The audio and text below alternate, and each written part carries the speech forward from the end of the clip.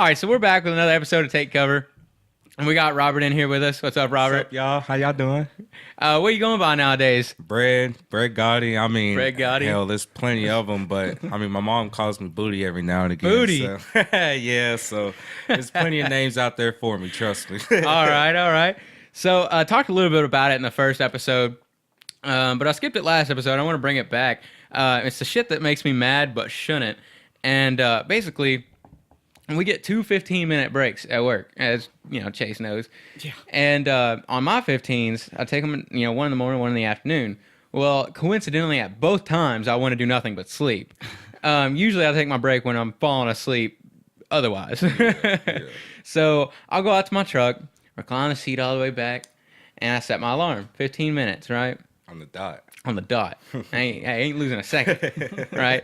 So set my alarm, and every time it takes me, just a few minutes to get to sleep or whatever, but I feel like I'll just fucking blink, and then I wake up, and it sucks because it's only 15 minutes, and the only thing that happens is my contacts are dry as a bone when I wake up, like just stuck to my fucking eye. I can't see. Everything's blurry as shit trying to walk back in. Because there's only two outcomes of a nap, right? You're either going to wake up feeling refreshed, which is pretty rare, or you're going to wake up feeling worse than you did when you fell asleep. So I do it to myself. But nonetheless, I feel like there should be at least one designated napping period at work. At least one, because we're all grown, Exactly. I actually read an article, it was a couple of years ago, about some companies that introduce a nap time to... It's effective. Yeah, and I would apparently produce more work if I could get a good 30 minutes of sleep. At least 30, and then 2 15s as well, and then my Well, hour yeah, lunch. you can't take away the 15-minute breaks. Yeah, Those are no. just to play on your phone. I'm going to sleep. 30 minutes, I might take me some Benadryl, go straight to sleep. Yeah, absolutely. Benadryl fucks me all the way up, though, dude. If I take a Benadryl, I'm in a coma for like 3 days. Oh, yeah, dog. I'm crashed. Not me, man. I ain't gonna lie to you. It's it built up on me. Yeah. So I've got like 3 stages when I take Benadryl. I'm like chilling, just took a Benadryl, watching TV. I'm like, shit, this isn't. It's not even gonna do anything to me this time. I'm like, I'm finally an adult. I built up a little resistance over the years. I'm golden. Stage 2 is pissed off. Out of nowhere, I suddenly just get really, really mad at everything. Lacey could ask if I want the volume up higher, and I'll fucking scream at her. Just Fuck no, shut up. Don't ask me about that fucking volume, woman. No, mute it. and then stage 3 is just gone, just completely crashed, never to be heard from again. At least not for like 12 hours. Yeah, that's the stage I'm usually in. Really? Yeah, if I'm not either road running, visiting with my mom, I'm slumped. Yeah, sleep, knocked absolutely. out. Nobody can wake me up. My girl tries to wake me up. I don't know what I'm talking about when she's like talking to me. She's like, "Hey, I'm about to leave," and then I'm just talking about some food I want to eat or some ignorant shit. I don't know what I'll be talking about. Yeah. It's crazy. I know, but trust me, I know. Hell, in the mornings, man, I'll have to ask my wife like every morning. I'm like, did you tell me about this morning? She's like, always. She tells me about it every morning, but I never fucking remember it. Not one maybe one time I remembered. All right, but the rest I have not. I just wake up and I'm like, is she fucking gone? First time we moved there, she was like, "Pa," and he was like, "Oh, pa, babe, I love you." And yeah. After that, she kisses me. She kisses me bye every single morning. Don't remember a thing of it, and I can say that because I don't think she's gonna waste her time listening to this podcast. So. Somebody's gonna send her. Fucked up. Yeah, somebody's gonna send her a 2-second soundbite of me saying "fuck you, woman" from earlier, and that's where it's gonna get me. Jacob, what the hell is this? Yeah. So, all right, Robert. So tell me about yourself, man. What have you been up to after high school?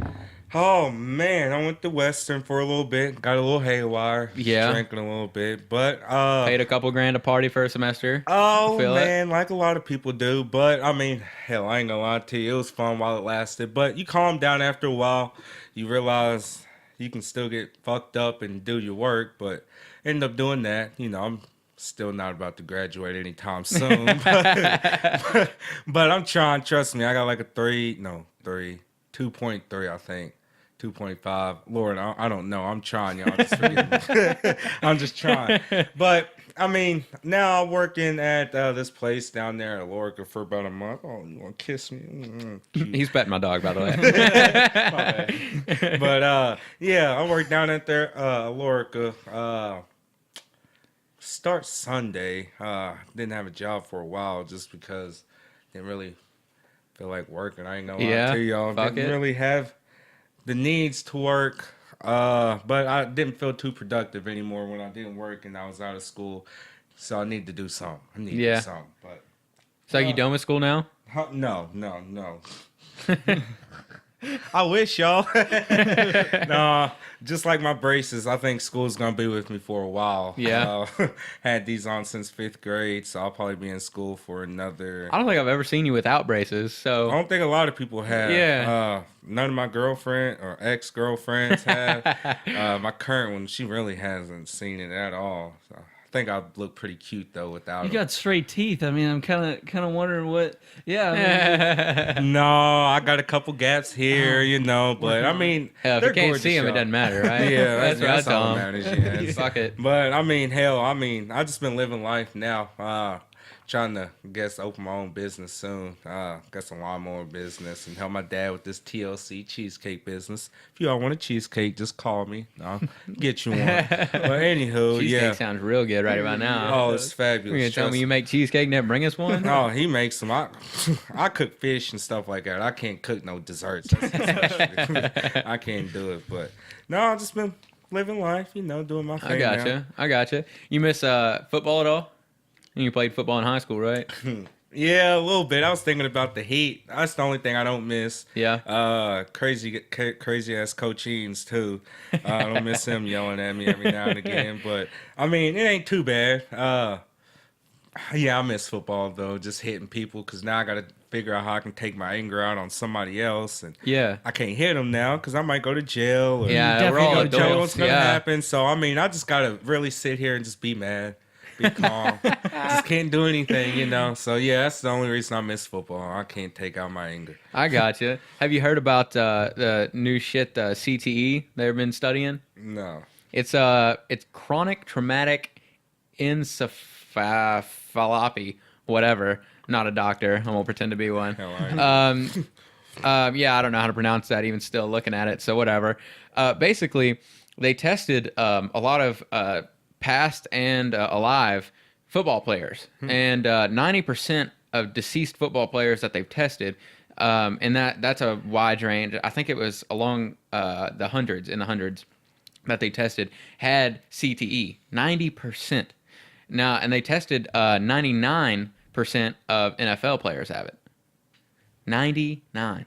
And basically, what it is, there's different stages of it. Stage 1 is basically just headaches, loss of attention type stuff. I mean, like we all have sometimes. getting older. Yeah. And then stage 5, which is the worst stage, is severe memory loss, dementia, like all that awful Similar shit. to like Muhammad Ali, kind of with his Parkinson's towards the end. There. Yeah. It can. I mean, they're studying. It's like super fucking bad. And it's in all contact sports, but football is mainly the worst because you're clashing heads, right? Yeah. Besides like MMA, which is obviously you're going to get beat up in MMA. It's literally the sport. But even MMA, I wouldn't think is as tough as football is sometimes because in practices you're hitting against big guys on the line. I mean, have you been kicked in the head? Oh, well, yeah. I'll say from experience, yes, I've been kicked in the head. But the thing is, I just think that a football practice compared to like MMA practice, with MMA you got like jiu-jitsu, kickboxing, Muay Thai, wrestling, all different aspects. But with football, it's just pure Contact 100% of the time. I mean, you could probably speak to it more than any of us could. I mean, you just hit all the time. I mean, the only time you pretty much don't hit as hard is on Thursdays before the game, or things like that, or if you got something important to do, but pretty much you're hitting all summer.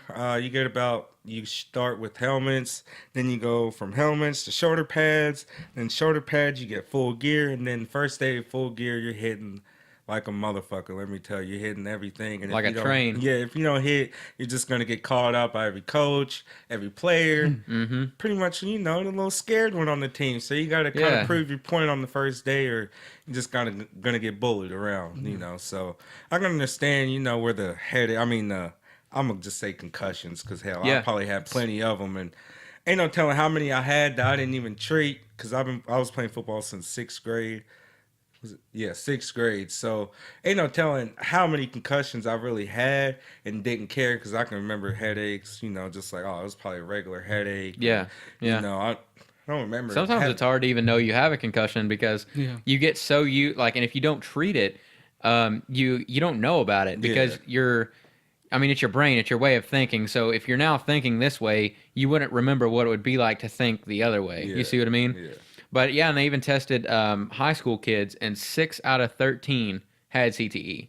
The beginning stages, like stage 1. I definitely did. I was nose guard. I hit every play. Trust Yeah. me. Head first, Yeah, I I didn't mean, do arms. almost half of just high school kids have it. I mean, it does make sense. I mean, that's the big difference, I guess, between like MMA and football. There's at least weight classes in MMA. In football, Yeah. If you get lit up by a guy that's 100 pounds heavier than you, I mean, Get that's hit just by a linebacker and you're the a quarterback. broken Sure, down look. play. I mean, Yeah. whew. Look, you better get up and shake it off, or coach is gonna bitch at you and take you out. One of the two. I mean, Well, what does that say? I mean, especially, what do you think, Brad? What do you think the future of football holds? You think it'll be obsolete within the next 10, 15 years? You think mean- it'll still be a sport? yeah, but I think, you know, with the parents and, you know, like from high school to Pop Warner, I think when they start out hitting, I think they're gonna be a little more protective of their kids. They don't want spears or hard hits. You know, I think they're working on some kind of helmet. I think it was a few years ago. God, what kind of helmet was it? It was some kind of protective helmet. Like, it was the weirdest thing I ever saw in my life. I didn't want to wear it, because if I'd have had it, but they said it was like pretty much way more effective than the helmets we have now. So, but I think it'll still be here, but people just will try to find more ways to be more protective over your body. I wonder if the NFL will make the transition from full contact to flag football. I think it would take too much out of the spectrum. Oh, it definitely. take- I mean, that's the excitement for men. We like violence. We like the contacts. Why we watch MMA, right? Yeah. I mean, it's mainly a male sport to watch, especially, much less for fighters.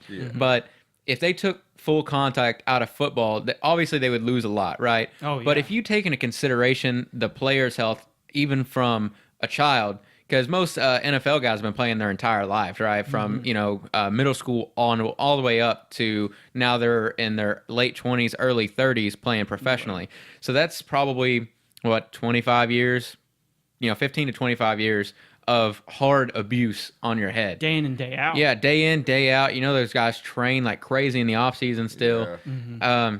So I don't know, man. If it's a hard topic, because for the player especially, you have to weigh your pros and cons. It's very, very slim chance of you actually making it to be in the NFL to begin with. So if you don't make it and you've been putting your body through that, you've set yourself up to have CTE, especially when you get older, your chances of dementia go through the fucking roof playing football. So, I mean, if you make it, then you can, play for $5 million a season for 5 years, 10 years you're lucky, most without in the injury, NFL. Yeah, or if you don't get retired by then, either from age or injury.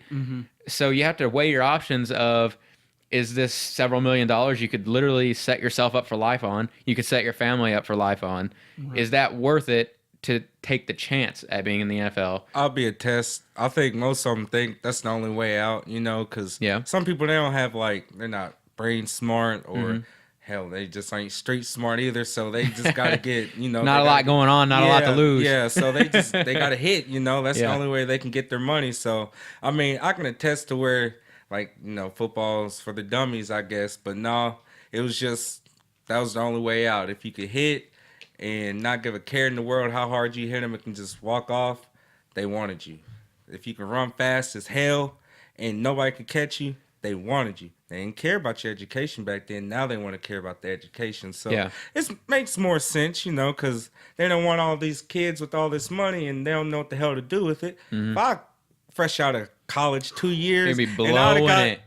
4 million, 5 million, I'm gonna say like a Peyton Manning number. You'd be real 50 Cornbread million, then. yeah, it's over. I'm spending money. It's ridiculous. But no, I can understand, like while they try to be a little more patient with it. But And that happens a lot too, with what you were just saying about blowing their cash.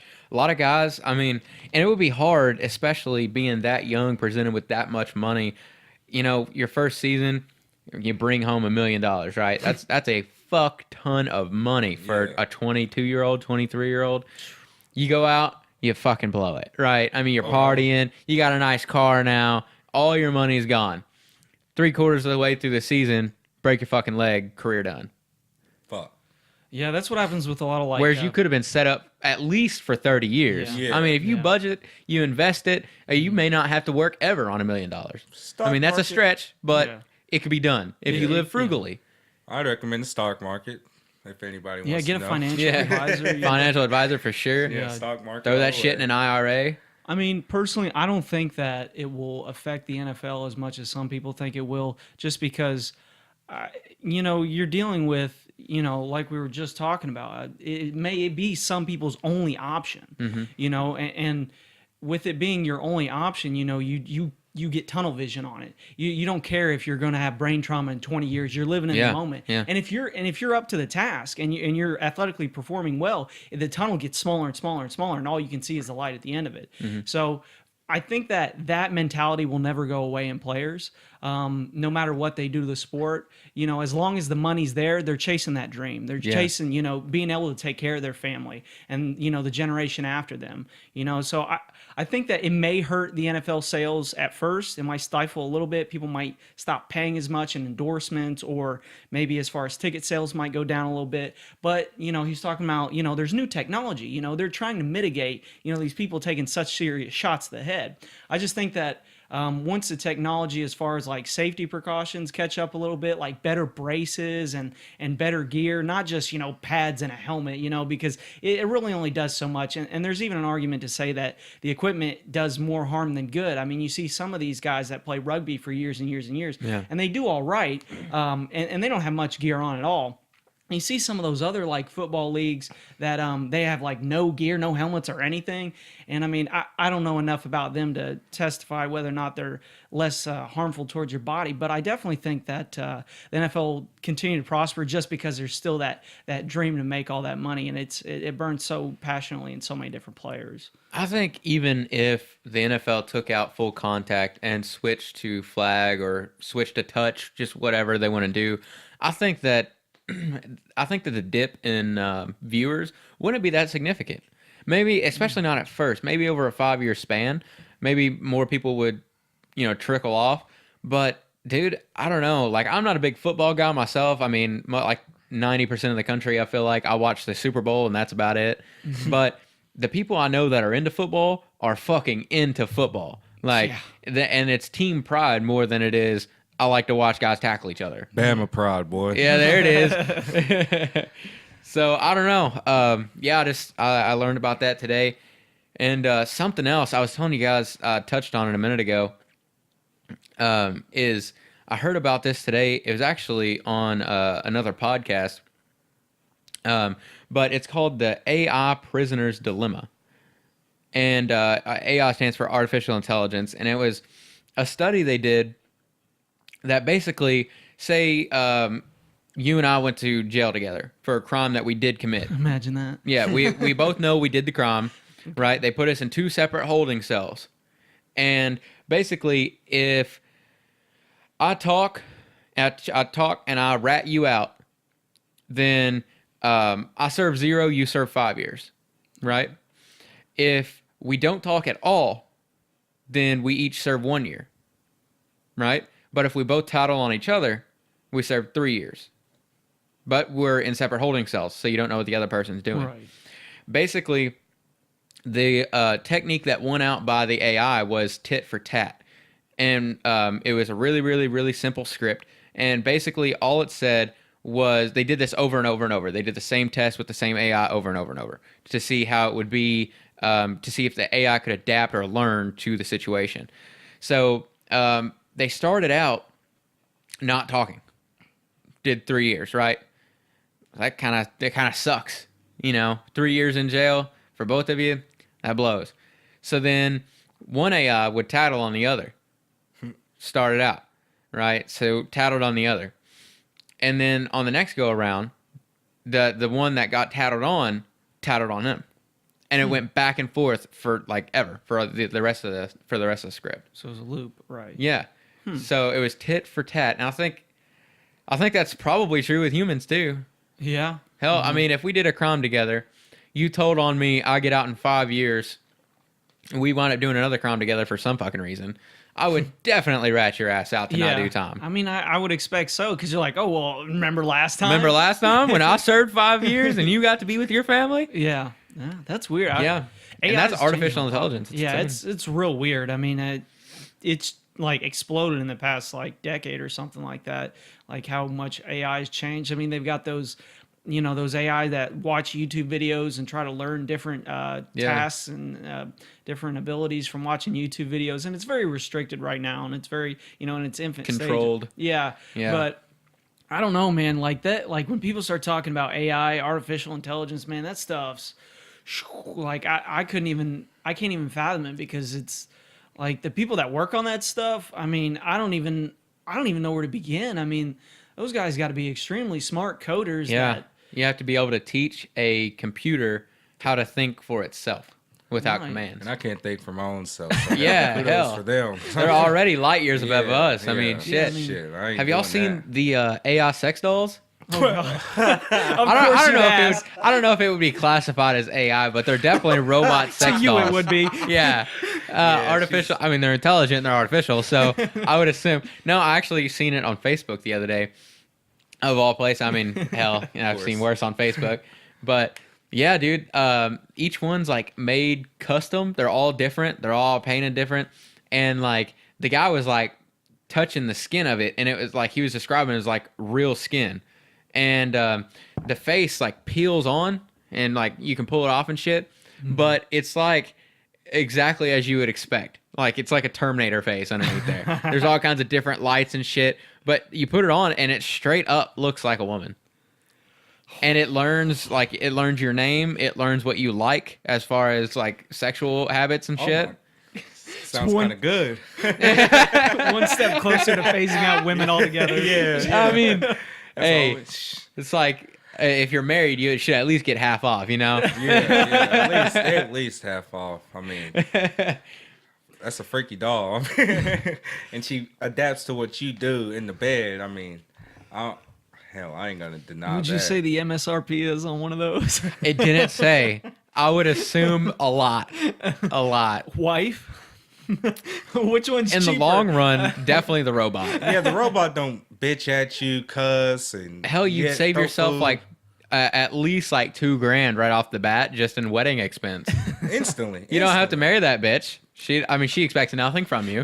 You can buy what you want when you want. And she might cook for you. Just might. Hey, if she learns, You let her watch some YouTube videos. It's not out of the question. Yeah, it's not out. She's having sex with this hell. She might. I come home. She's vacuuming the fucking floor. Hey, we're on to something, boys. Shit. We are on to something. Oh, we got somebody all kinds of pissed off out there right now. These sons of bitches. Oh boy. Somebody's about to have a kid by a robot. Who installed a fucking ovary in this one? God damn it. I specifically said none. I thought I checked that box. Son of a bitch. Shit, it'll be like a 3-month pregnancy instead of a 9 months. She's gonna adapt how to. Might just download a baby immediately. 3D Pop print it that out. bad boy out. Yeah, 3D print it. Shit. Perfect. Why's the baby here so quick? Dude didn't have time to, know how to be a dad or anything. Shit. Hell, 9 months isn't long enough for most guys anyway. Shit. What's the difference? 18 years won't be enough for me. There we go. Going off to college, we're like, well, I still don't know how the fuck I did this, but Yeah. I'll see you in a few years. I did it, little homie. You did it. Absolutely. Just don't come back, please. I love you and all. Just get your own place after this, all right? Now, I'll even help pay, Easy there. You don't want to set that up. All right, so the next thing, which is actually what I called you about, is all this shit going on with all these Confederate statues, right? All the shit's been going on, like the Charlottesville riot, had the fucking so-called Nazis out there, or white supremacists, whatever you want to label them as. Either way, they're assholes out there, and they were facing off against Antifa and some BLM, I believe. The outcome of it was one dead when the white supremacist ran his car into the crowd. 19 injured in that same scenario, and who knows how many injured over the course of the weekend as far as just beatdowns that happened and pepper spray. I seen one picture of a guy that had an aerosol can with it lit on fire, fucking spraying fire at people. Oh shit! All over like a 4 foot tall fucking statue, a concrete statue started all this, right? So first of all, my stance on it is one, I really don't fucking care either way. I think if it's that big of a deal to people, obviously I'm a fucking white guy, right? So my opinion on the in my opinion doesn't really matter. But of course your opinion matters, Jacob. Well, I'm You're not a going to be human going being. down to fucking march down there to prove right, a in point. Charlottesville, your opinion's I don't give a little fuck. diffused. You'll catch me at the house making a podcast that day, you know? But Yeah. you know what I mean? But I think if anything, if it's really that offensive all of a sudden, and everybody wants to have this special, I'm special, I'm picked on, whatever, then fuck it, dude. Just take them down, put them in a museum somewhere, right? Don't tear them down. Like I seen one of them literally just pulling it down with a rope, breaking it on the ground, and it had been there since 1924. I mean, that's if nothing else, that is a piece of art now. You know, that's a part of the nation. That's a part of the nation's history. If you don't want it on display in front of courthouses, I can totally understand that. Just because I've kind of got an objective view on it, being I was raised. The Confederate flag is fine and dandy. I would not fly it. I don't own one. As you can see, I've got American flags in my house because, in my opinion, we are one nation under God, right? We're not the Confederacy and the United States anymore. We're one nation. This is the flag of our country, point blank, period. That's how I was raised. So, I think it's kind of strange that we would have what I would consider statues of our enemy's generals, our enemy's leadership in a war that's gone by now, have them outside of courthouses. Like, well, I mean, we've got one here in downtown Owensboro. You wouldn't see that if, for any other reason, like, we don't have Al-Qaeda statues outside of our courthouse. Granted, it's an entirely different scenario, and I understand that it's not apples to apples, but it is still a war that we fought with an enemy that we defeated, right? And now we've got statues of them outside of places. So I can see where that's a little odd, in my opinion. What do you think about it, Brad? I mean, the statues in general, I mean, they represent kind of like if we would have won the war, then things would be totally different, and if they weren't here, I mean, me personally, I can give two shits about the statues. I mean, I didn't even know the statue was here. I don't think anybody did until this weekend. Nobody knew that bitch was down there. I mean, now since it is like a concern, or it does bother, my people and whatnot. I mean, it's your people are the African American community. We black, bro. We black, bro. For anybody just listening to this, which is more than likely the situation. Yeah, we all black, yo. I ain't seen Africa before. Hey, yeah, that's another thing that pisses me off. I'm not black, so I don't have a say in it, but that would piss me off, just the term African American. Like, you're a fucking American, right? Yeah. You were born here. You've never been to Africa. You have no part of in Africa. life, Your grandparents has never been to Africa, more than likely. I ain't seen the shit. Nobody in my family seen Africa. So ain't nobody, my mama, my daddy, my grandmama, my grandpa, nobody, we are not African. Please, for God's sake, y'all, quit saying that. If this absolutely. Like, and you may differ, but to me, I'm white, you're black. It's a fact. That's it. It's not racist. It's not the N-word. It's a fact, right? So go ahead and continue. That was just my little rant on that. I've always thought that ever since that term came out, like, who thought that was appropriate? Oh, no. That's more offensive than just saying black. I'd rather be, I'm black. I ain't African American. Like, I don't even know African language. I don't know anything in African. It's a lot of clicks and pops. Yeah, like, I don't know anything. So please don't. No. No. Anywho, I mean, if it hurts people that bad to see the statues taken down, then, I mean, won't we all just collect some money, put them in a little museum out in the middle of nowhere? Yeah. Then everybody can do their thing, or we can destroy one of the two. So, I mean, it ain't really worth fighting, literally. Because, I mean, if it does get a racial fight, things really get out of hand. Because as we've seen in Charlottesville. Yeah, as you can tell in Charlottesville, it Yeah. happened, anywhere else, I mean, shit's bad, I mean, ain't no telling, people are gonna die, so I wouldn't really want that to happen over something that we can either move, take down, put here, put there, just Right. be real mature about it instead of being like some little kids. But I mean, the thing I seen that was really peculiar in the videos, and even here in town, besides Trey, is it's been an overwhelmingly white majority that are out there fighting. Yeah. An overwhelmingly white crowd fighting for something that is offensive to the black community, but I haven't heard anything from 99% of black people that are offended by it. It's the epitome of virtue signaling.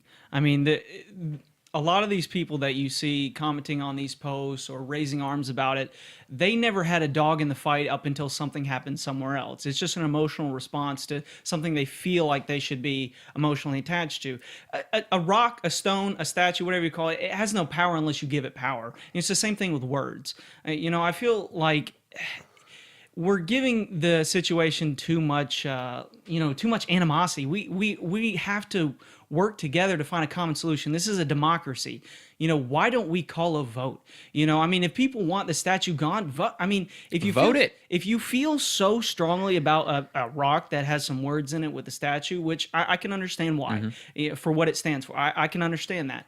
But to go out and, like you saw in some of those videos, protesters circling a statue and pulling it down by rope. I mean, that's stuff you see that happens in turmoil in the Middle East.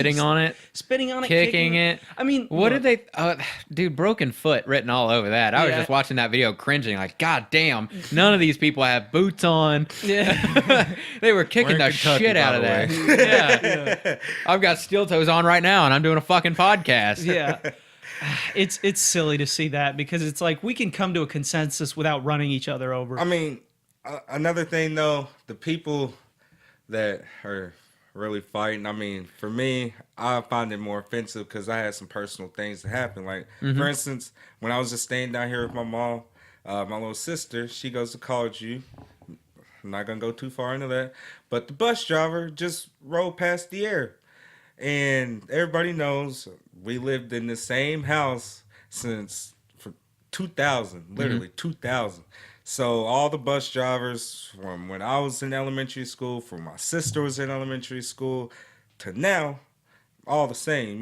They might maybe change 2 or 3 times, but all of them are the same. So they know my mom adopted 2 kids, picked these kids up, No, she rides past them almost every day. She sees them standing out there, just rides past them. Curious why, but she won't answer why. She just rides past them. And you think that's because they're black? I don't see nobody else getting rolled past. Well, you wouldn't know if they did, though. I follow. In fairness, I follow. I don't jump to conclusions like I used to back in the day. Yeah. I don't want to be like, Mom, it's just because they're black. No, because they didn't do it to me and my sister. Well, there's got to be other black kids on the bus, though. No. There's really none. No. Not a single other black kid. Not that I saw.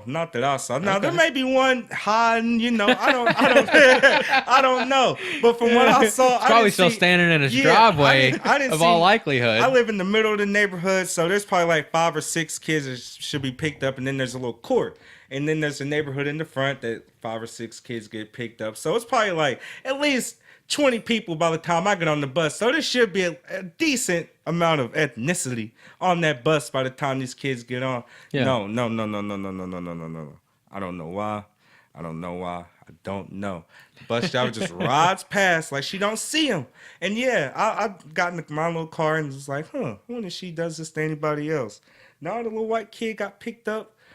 I think it was an Asian. I saw his mom outside. She had a white mom, but it's understandable. She picked her up, but then the little black kid kind of rolled past her, and then her mom had to wave her down and have her stop. So, I mean, it wasn't really and let me tell you, these kids are mixed. They ain't even fully black. You know, they don't look nothing like me.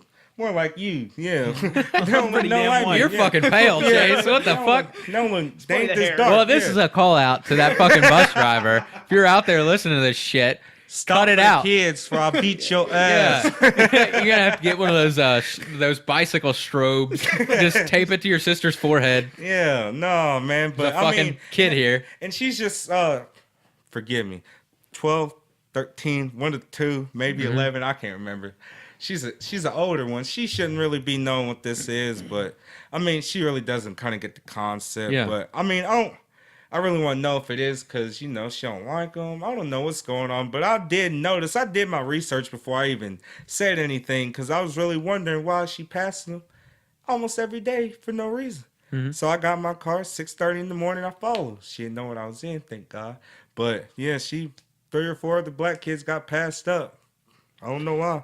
But She should honestly be fired for that. Well, I think not jumping to okay. conclusions isn't good, though. Oh, of course and if not. you've definitely done your research as far as following the bus and seeing if she's passed other black kids, and that's good.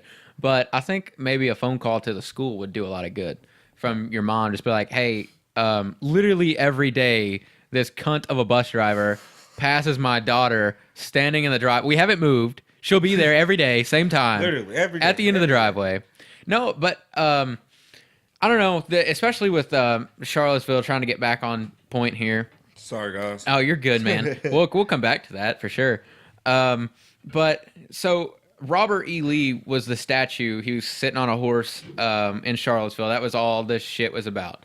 And it was a gorgeous statue. I don't know if you guys seen it. It's absolutely gorgeous. No comment. As far as as far as art, it's gorgeous, right? I mean, if you didn't know it was a Confederate general, and there wasn't all this controversy, you'd go, "Wow, that's very, very beautiful," right? So Robert E. Lee, just some background on him before we dive too deep into it. He was in Virginia. He was a Virginia general, right? He wanted the country to remain intact. And he was actually on the Union side in the Civil War until Virginia declared itself as part of the Confederacy, right? Being the proud Virginian he was, he went with the side of his state. And so that was a big thing back then with state pride. Now it's not really the case besides like Texas. I think Texas is fucking, but New York. I know a few cocky New Yorkers too. Yeah, he actually turned down a Union commander position for the Confederacy because Virginia joined it. He served in the U.S. military for 32 years prior to the Civil War, and the war ended in 1865, which is a few years over 150 years ago, right? That statue's been there since 1924. It's a long-ass time for people to have not been offended before now. Yeah, It's a long-ass time. That's true. I think, and the point I'm getting at here is should the statue be brought down? But I've already touched on it. It's just kind of strange that a Confederate soldier has a statue. Yeah. If we want to have a statue in commemoration of them, that's fine on one hand because they're actually considered veterans, which I had to look that up today because I seen it on Facebook originally, like many things that people are spouting off that have actually no basis behind them. But yeah, I actually looked it up, and they are considered vets. Public Law 810 made them all United States vets. Union and Confederate soldiers are considered equal under federal law. Confederate families were able to draw pensions on the soldiers' wartime, and they're entitled to burial in national cemeteries and tax-funded headstones. And fun fact, I just wrote this down because I thought it was cool. The last known Civil War vet died in 1956.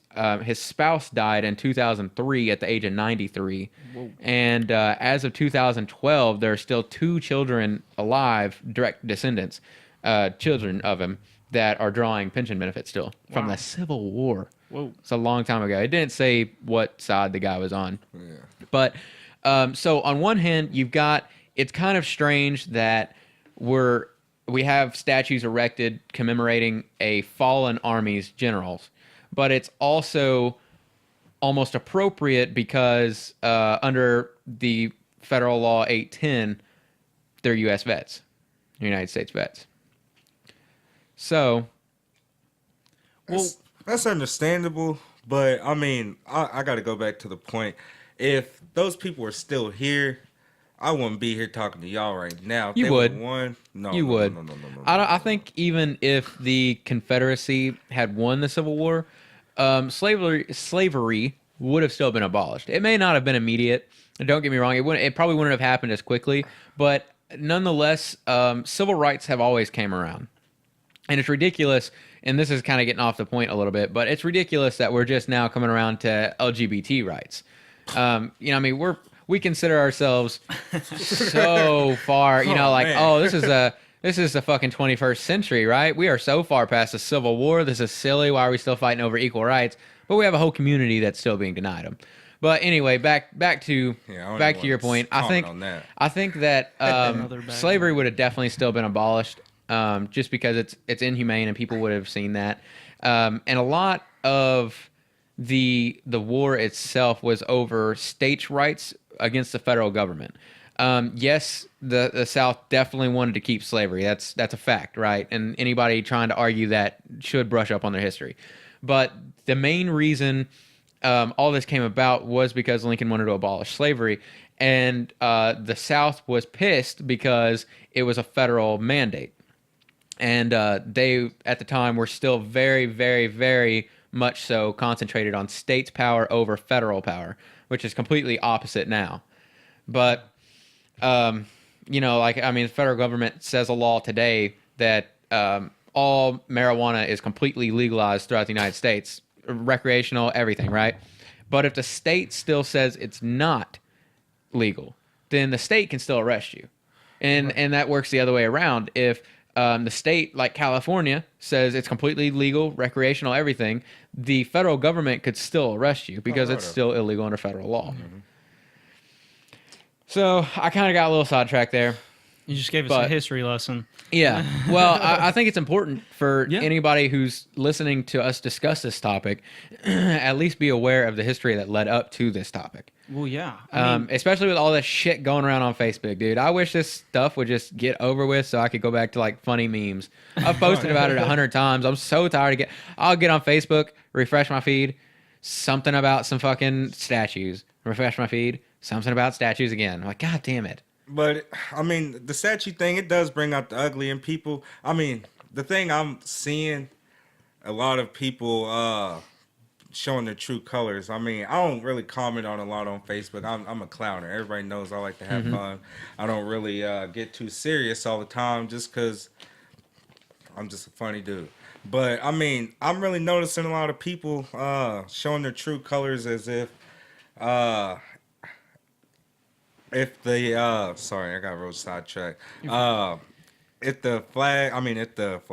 the statues came down, then the world's gonna come down, or the history's gonna not still be there. I mean, nobody's trying to erase history. Yeah, I see that a lot. And nobody's trying to rewrite textbooks. you can't Nobody's really change history if I threw this water bottle away, there's still gonna be a company. If you threw that water bottle away, we would still know the water bottle was there. Yeah, and y'all still know purified drinking water is still purified drinking water. Yeah. If the statues got taken down, you'll know there was still racism in the world. There was still a Union and a Confederate fight. You'll still know Robert E. Lee was still there. He's just not there. He's not out front of a courthouse. Yeah, right. He's just not a statue. I definitely think that's 100% true, unless there's a complete and utter failure of our educational system. And I think that's where a lot of our civil strife starts from. Is our education system is failing everybody. Trash. It's terrible. Think about it. You've got people out, this is what blows my mind every time I see it on Facebook. You got people out in the streets, whatever side you're protesting for, it doesn't matter to me. What I take issue with is there's people out there holding holding hammer and sickle flags. There's people out there holding Nazi banner flags. There's people out there Dumb holding shits. like Mao's flag. I'm like, are you like? Did people just not know? Were they just not taught history? I think that history is probably one of the most difficult subjects to teach in high school, because in high school you can be taught, how to read. You can be taught algorithms and math. You know, numbers. When you put them into an equation, they give you the same answer every single time unless you change the variables. Same thing with science. But the only difference is with history, you don't have you have variables, but you don't have equations that are set in stone. And that's why when you have to teach somebody history, it's so hard to do it without a political bias. Because math doesn't have a political bias. Science doesn't. Science doesn't have a real science. Yeah, real science doesn't have a political bias if you're doing it objectively. Science. But it's just like even reading and English and all that good stuff. It doesn't same thing. But with history, it's if you don't teach someone the proper context of history, the complete meaning is lost. And I think that's happening. Like we're seeing it. The failures of the educational system. Like most people probably don't even know half the things you were talking about. General E. Lee. Or Robert E. Lee. It's to me that's what I take issue with. If you're gonna take such a strong stance on something, educate yourself. But there's so many people that are out there with super shallow ideologies like these. Like I can understand why people want the statues to come down. I can agree with it to most extents. Honestly, I can understand why they're old relics from a past time, but the reasoning behind it is so false. They're racist. Well, it's a rock. It can't be racist. The rock is incapable of any emotions or feelings. Right. It's not, okay. So the problem is it's being done for a more political agenda. And that's what bothers me. There's people that, whatever you want to call them, they're left, liberal, what have you, from that side of the aisle. They want them taken down, not necessarily just because they're racist, but because they also want to advance a political agenda. Yeah. That's where I take issue. I don't have a problem with people that are like, this statue here represents something that none of us stand for. It needs to be taken down. I agree. If for any reason whatsoever that is in front of your state building or your courthouse or whatever, and it's something from 100 years ago, 150 years ago, maybe it is time for a change. Change is good, and he who is resistant to change is destined to perish. Now, also though, playing the devil's advocate here, because we're all obviously on the same page that if it's offensive, let's do something about it, right? Yeah. Now, I'm not. I believe that. If it's that offensive and people are taking that level of concern where they're willing to run vehicles into each other to get something accomplished, let's go ahead and take them down, put them in a museum. That's a good compromise. Everybody's happy. They're no longer in the public eye outside of courthouses, so that it represents something as far as what each individual can interpret it as, and they're still in a place that can be viewed by anybody who respects that type of ideology. However, I also think there's something to be said that everyone seems to be on a consensus that rock represents racism.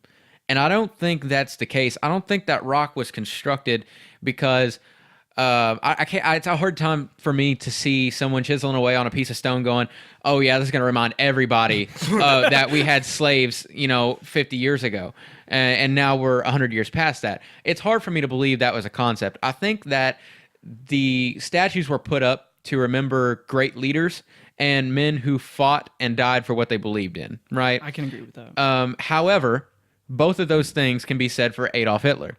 The man was a great leader. He was a fucking piece of trash, but he was a great leader. Nobody can deny that because he led his entire fucking country to almost world domination.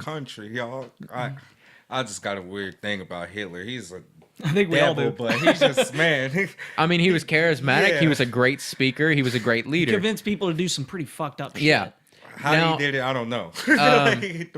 And like we've said 100 times, I think a more appropriate place for those statues would be in a museum where everyone can go and learn about history through it that way instead of outside of our courthouses. I just don't see the need to promote so much violence over the situation. Yeah, punch a Nazi. Yeah, well, those guys deserve to be punched. They're fucking dickheads. If you're gonna be out there with a Nazi flag, then you deserve to get punched.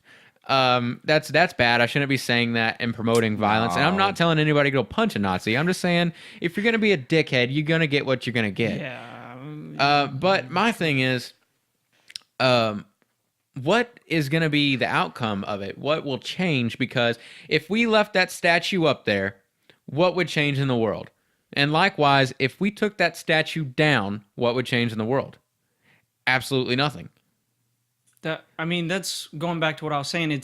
I think it's something much more deeper than the statues. And I don't think it's strictly racism. I think it has something more to do with there's something behind it pushing it. And I honestly, personally think it's a political agenda. And I think there's a lot of people that agree with that. So, yeah, you can't really assign motives to a rock. You can say the rock is racist, whatever. That's totally up to you. You've got bad people that want to advance ideologies on the right and the left. It doesn't matter where you're at. Some of them are willing to take it way too far. I think that really the only... I think what people are mostly afraid of, honestly, is the encroachment, the tiny creep that you get when somebody says... somebody pushes you, a little bit farther than you should have went. You say, stop. And he's like, oh, I'm just kind of digging my elbow into you a little bit. The same thing that you hear most with like the NRA and the Second Amendment arguments is that, well, when do the rights stop getting taken away? I think that's what the kind of reaction that was evoked. And that's why I think we saw so much of the white supremacists and the alt-right air quotes, show up because I think they were offended in the same way. Let's not call them alt-right. Whatever Let's call them what they are.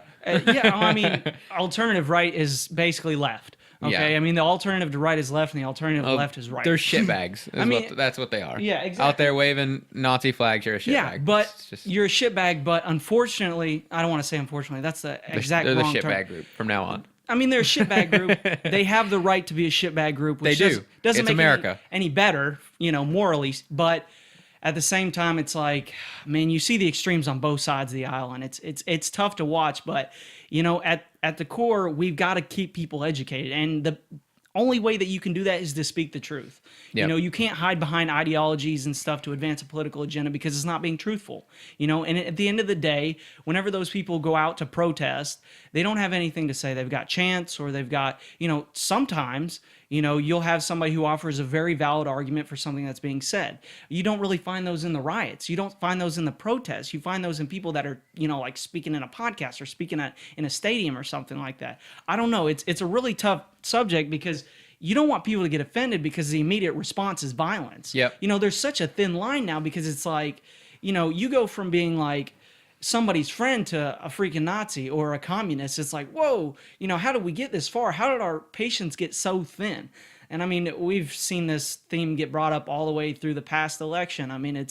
It's always been underneath the surface, but we're just waiting for moments to bust it out, whether it's a statue or, a wall or whatever. It just depends on the situation at hand.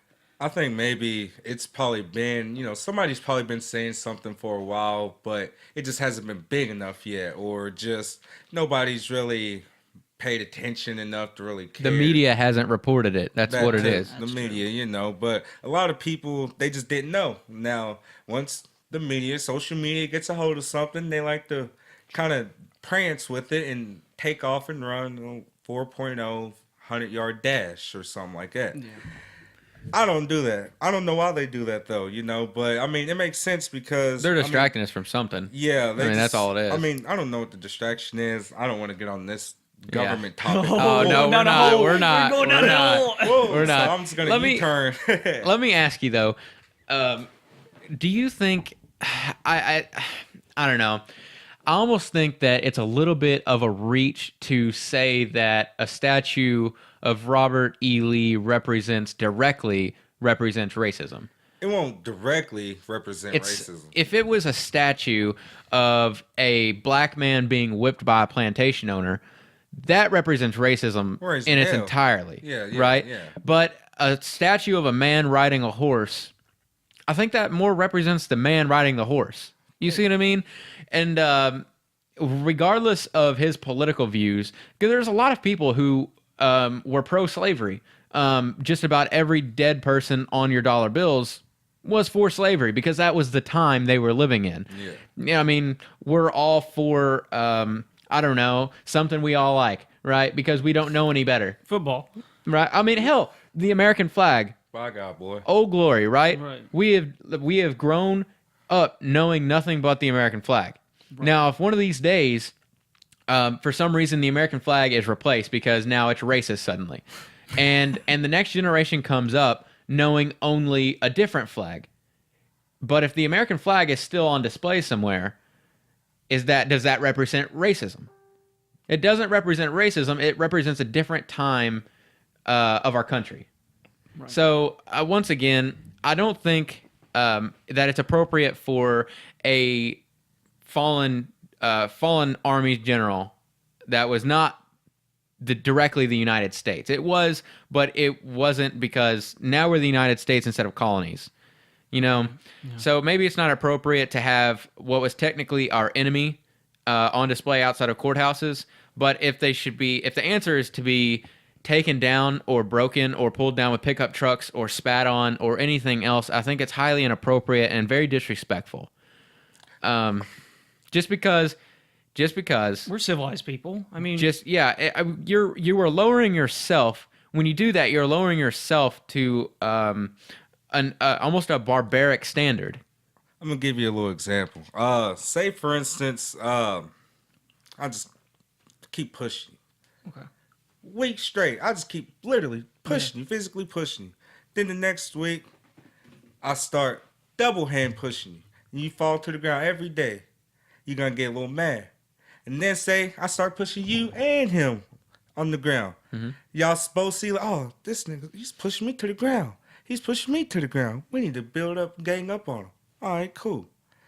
All right. Oh, wait, I just lost what I was going with this. Oh, man, it was so perfect. What was you just saying? Oh, man, it was good flow. My mind just went blank. I think you were going along the lines of, I got it. Okay. So, talking about the statues. Yeah. All right. So, you're going to end up building a hate for me. But say I got all my homies with me. They push everybody on the ground too. Mm-hmm. Fuck all y'all. We don't care. Push all y'all bitches to the ground. And then 10, 15 years later, in the hometown y'all live in, they put a statue of me. Sorry, dog. Looking down on y'all, telling Real Independent Plug. That'll just be my little name. Oh. Talking to the mic. Oh, Real Independent Plug. That'll be a little Confederacy. I'm just going to use that as a Confederacy. I appreciate your real life representation for everyone listening. He stood up and posed. Yeah, so I'm really going to, y'all going to get mad. Y'all going to be like, bruh, he bullied me every goddamn day I was in school or I ever saw him for 3, 4, 5 years straight. Take this motherfucker down. I don't want him here. So, I mean, it wasn't really, okay, like, for instance, my grandma, she don't trust the white man out this world. I don't know why. Obviously, she's raised in a different time. Yeah, so, I mean, again, it's more so. Different time. Yeah. It ain't them teaching us not to trust you all. She just wants to see, like she said, she just wants to see that done. Because she knows, not you all, but the white people she grew up around, they treat them like shit. Different time. Like pure shit. And she tells me about it all the time. So, I mean, I can understand where you all, my homies, they won't want my statue to come down because I'm their homie. Right. They was pushing niggas down with me. Well, he's not my homie. Well, yeah. I want to put that out there. Robert E. Lee's not my homie. No. I have nothing to do with that man. My bad. I didn't mean it like that, but you know what I'm saying. Yeah, but you know what I'm saying. Like my homies. If they along those lines, though, if that's the analogy you want to use, should all statues from that be taken down? Should regardless of Union or Confederate, regardless of subject matter, if it was from that time period where slavery was the norm and they were fighting over states' rights / slavery, should every single one of those statues be taken down? Put them in a museum. Like they do the Liberty Bell, all that other stuff that represents America. Mm-hmm. Put it in just a basic museum. I definitely agree with that. I think that's the best outcome that could happen. Best compromise on it. Everybody's happy. Put it in a museum. There are tons of Civil War museums. There's no reason we couldn't have one. But put it in Virginia. Put it in Charlottesville, Robert E. Lee's hometown. That's where they want it. Give it to them. Hell, yeah. Put it all there. Hell, give it to them. Put every statue there. right? Flag and all. I think Give it that's to 'em. absolutely the best compromise.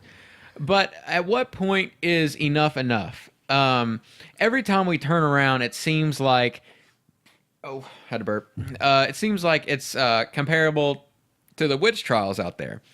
Every time we turn on our TV, something else is racist. Something else is wrong. Something else is offensive. Something else this. Something else that. There's a new special group that we all need to cater to. I'm not saying that this is one of those situations, so don't get me wrong there. But at what point are we going to draw the line and say, get the fuck over it? Once we get treated fairly. I mean, I'll keep it real. I seen, not just me personally, but I was asking people. I play, Xbox. I'm a loser all day. I was asking my friends from New York. I was like, pretty much, how's racism up there? Because I'm in Kentucky. I'm down south. They're all the way up north. So that's two different, literally two different worlds. So I asked him. I said, so do y'all even see racism? He said, nah, dude. I mean, we see it every now and again, but we don't see it like y'all would see it. Like, for instance, they just see number black people all day, he said. Number black people. If I go drive down the street, I see nothing but whites and Mexicans. No offense, but just whites and Mexicans. Yeah. That's all we see. I mean, I might see a legendary Negro, coming down every now and again. Are you talking about here? Huh? Are you talking about here? Yeah. Dude, I see a lot of black people here. I'm not saying not as many as they have up there. Right. Like, as far as population density. Like he said, okay. Like he can go days without seeing a white man. Right. But I can't go a day without seeing a white man. I think we've got a pretty good mix here in Owensboro. Yeah, it ain't too bad. But the way he put it, the racism isn't as bad up there as it is down here because they don't see as many white people on a daily basis, or they're not around white people on a daily basis like I am, or like most people are. So I mean, that's just another concept. Like most of the people ain't really on the same page, because they don't. Such a diverse country. Yeah, they don't really know. Hell, what's going on in Kentucky ain't going on in New York, or what's going on in Colorado ain't going on in North Dakota. So I mean, it's just. I almost can't agree with the fact that it's still north and south, just because look at Atlanta, look at Memphis, look at a lot of southern cities and a lot of southern states that are mainly the black population density, right? But I can definitely see different parts of the country varying viewpoints. But as far as here in Owensboro, and I'm white, so once again, I would be ignorant to it anyway. But growing up, man, it didn't seem like we had a real racist crowd in school. Like, don't get me wrong, every now and then some fucking stupid white kid growing up would get pissed off at a black guy and throw around some fucking insults, right? And it was the exact same for fucking black people getting pissed off at white people, right? But it was never coming from the heart that I hate black people because they're black. It was always, Bread, you talk shit to me, fuck you, you're a black guy. Pretty much. You know what I mean? Yeah. Like, so I'm sure in certain areas of this country, I'm not ignorant enough to think that racism's obsolete, but I don't think that it is a giant fucking thing that we are still trying to tackle, as far as you walk down the street and get called the N-word 14 times by 14 different white guys. You know what I mean? Yeah. It ain't like it used to be back in, for say, when my dad was born in 60s and 50s, but I mean, people still feel racist. Like, not too long ago, me and my dad, we was going down to Alabama.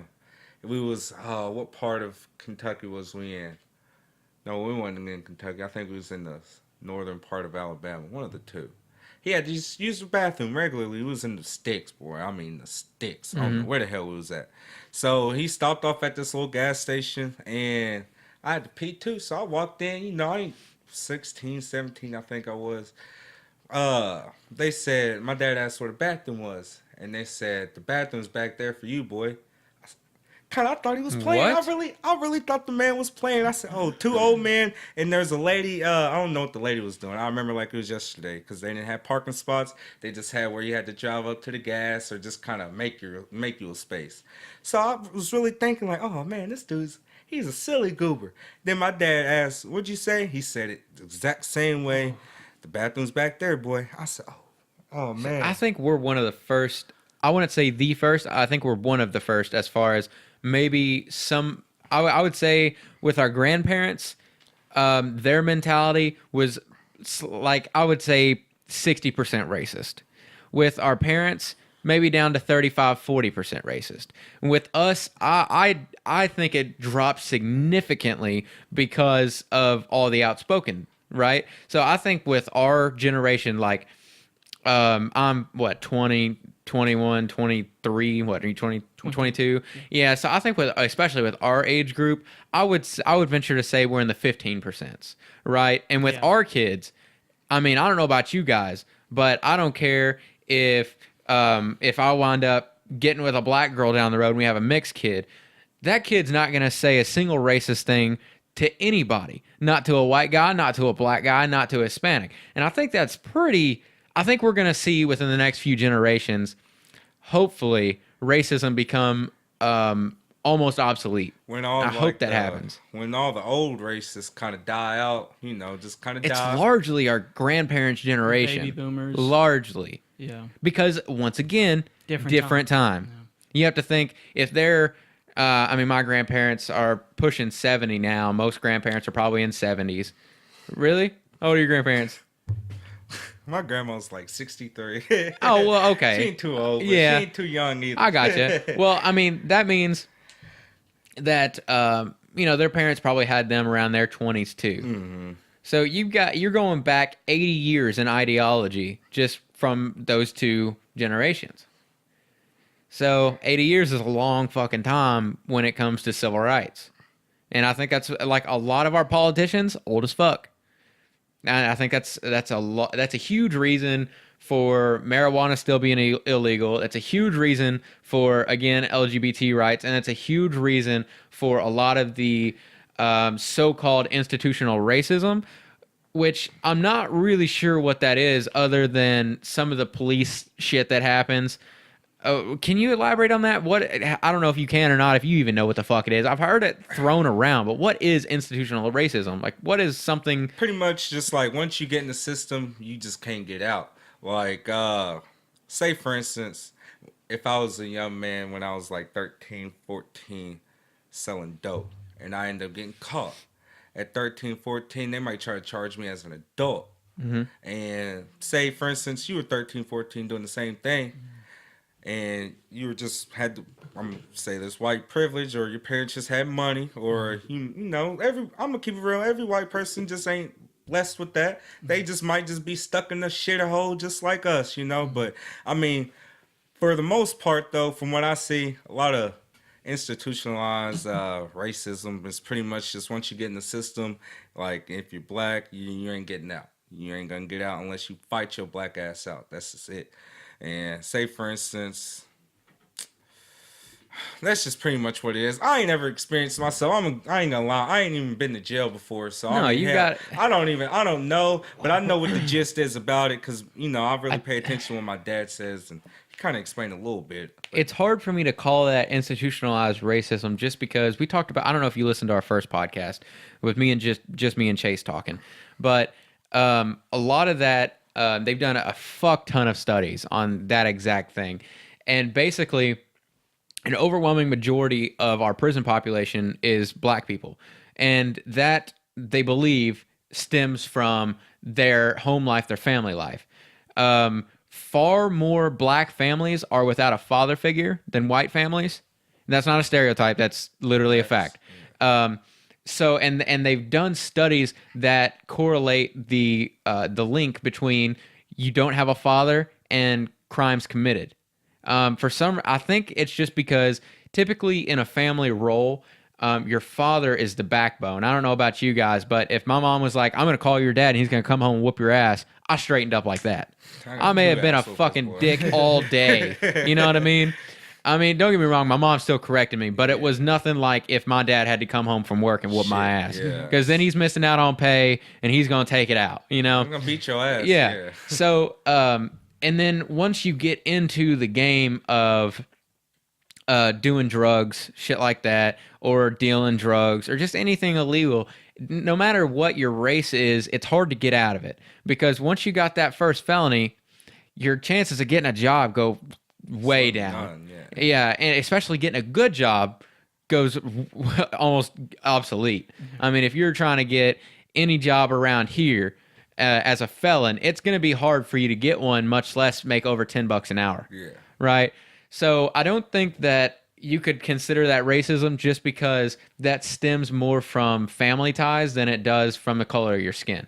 I don't think it's more so like the racism part. It's just like once you get in the system, can't get out. Like once you say most black people they don't have a father. I got a dad, but one of my homies, he don't know who the hell his dad is. Ain't seen the man, none of that. Don't know who the fuck his dad is. He was just raised by his mom, and he just had an older brother. But his older brother taught him. And I know a lot of these men, they got older brothers, but their older brothers get caught up in the system too. Yeah. And it's just like, what's getting these men so caught up, where their whole family's getting locked up or their whole family's getting murdered. I don't know. That's just a whole nother topic too. But I mean, we got all the time in the world, man. If you want to talk about it, we'll talk about it. Man, my mind's 100 different places. Trust me, I can. I can talk about Ghost right now and just make it make sense. But, but I mean, it's just once you like, if I didn't have my dad, hell, I don't know where I'd be. I ain't gonna lie. Yeah, I don't know where I'd be. Yeah, Ain't no telling what I'd be doing. I'll probably, Lord forgive me, just be out here acting like a wild ass kid. Just, yeah. And I'm 21, so I mean, if I I'm thank God every day for getting my ass whooped as a kid. I promise. I would have turned out awful.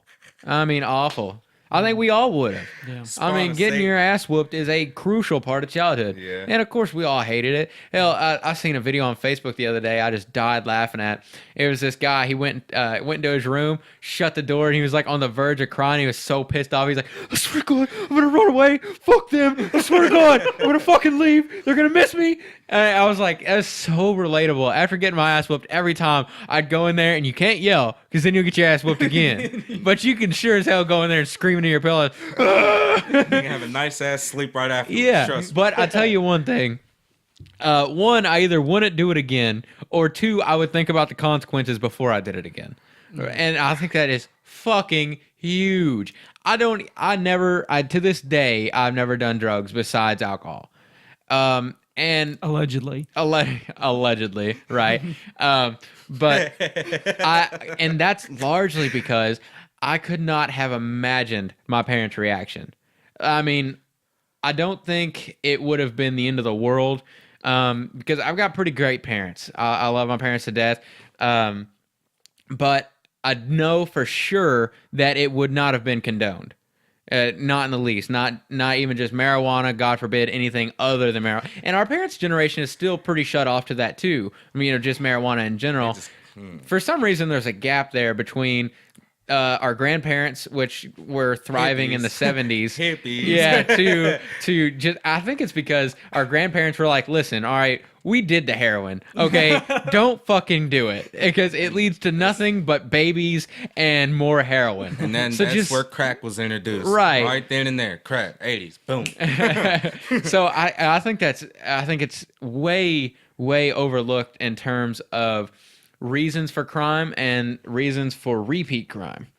I don't know. I mean, if you ask any, like, you can just ask any random black person in the world. If they say, say, I don't know how to put it, but if they didn't have a dad at home, they'd be like, no, I don't want my mom to beat my ass. Yeah. So. I'm not saying that moms don't have that role. I know that. But it's just, even though they still getting their ass beat by their mom, what makes them still get locked up? All these black men getting locked up still, constantly. I don't know. My mom beat my ass. I still learn. It wasn't as bad as my dad's ass whoopings because my dad he's a big ass man. But my mom, it's still affecting me to where I'm like, I don't want to do it again, or I don't want to keep doing it, repeat to get this ass whooping. So what really kind of entices them, is it just the mom's not tough enough as a dad, or, it's just really. I think it's the respect factor. Not saying that you don't respect your mom. Obviously, 90% of people out there respect their moms. But it's different when it's your dad because it's man to man. And there's a different kind of connection there. The mother is typically the nurturer, the caretaker. I don't know how it was in your household or your household, but with mine, if I got in trouble with my dad, it was a very, very serious matter. If my dad said he was pissed off at me, it didn't hurt nearly as bad as my dad saying, I'm disappointed in you. That was like the ultimate rip your heart out. My dad's disappointed in me. I fucked up. And I think it's, like I said, I think it's just that man-to-man connection. I would go to my mom would be like, it's okay, learn from your mistake. You'll come around. Or God forbid I betrayed my dad's trust. That was huge. I mean, my dad always said that trust is earned, not given, right? And I think that's pretty universal, especially now that we're grown men. We can see that your word is all you've got. Yeah. You can have all the money in the world, but if your word doesn't mean shit, people don't want to be around you. It's just how it is. So yeah, I think it's because deep down, no matter what your relationship with your dad is, you don't want to be a disappointment to him. And I don't know if that's just psychological or if that's, I don't know what that is. It ain't man-made. I'll tell you, it ain't man-made. Every guy wants to, have their. You want to impress your dad. Yeah, unless they had a shitty dad or something. I mean, some even of them guys still with wanna, shitty yeah, dads, they still want to impress them. So I mean, or just kind of flex on them or whatever they want to do. But I mean, they want to prove themselves better than them if they weren't in their life. Yeah. Fuck you, I grew up fine without you. Yeah, so, but you don't want to be a shitbag and then be like, well, I grew up without you and now I'm a shitbag. Because like you want to be better than your parents. And I think that's a goal with every generation. And my dad even told me that growing up, my mom and dad both. We don't want you to be us. We want you to be better than us. Yeah. We want you to learn from our parenting and our mistakes so that when you have children, you can learn.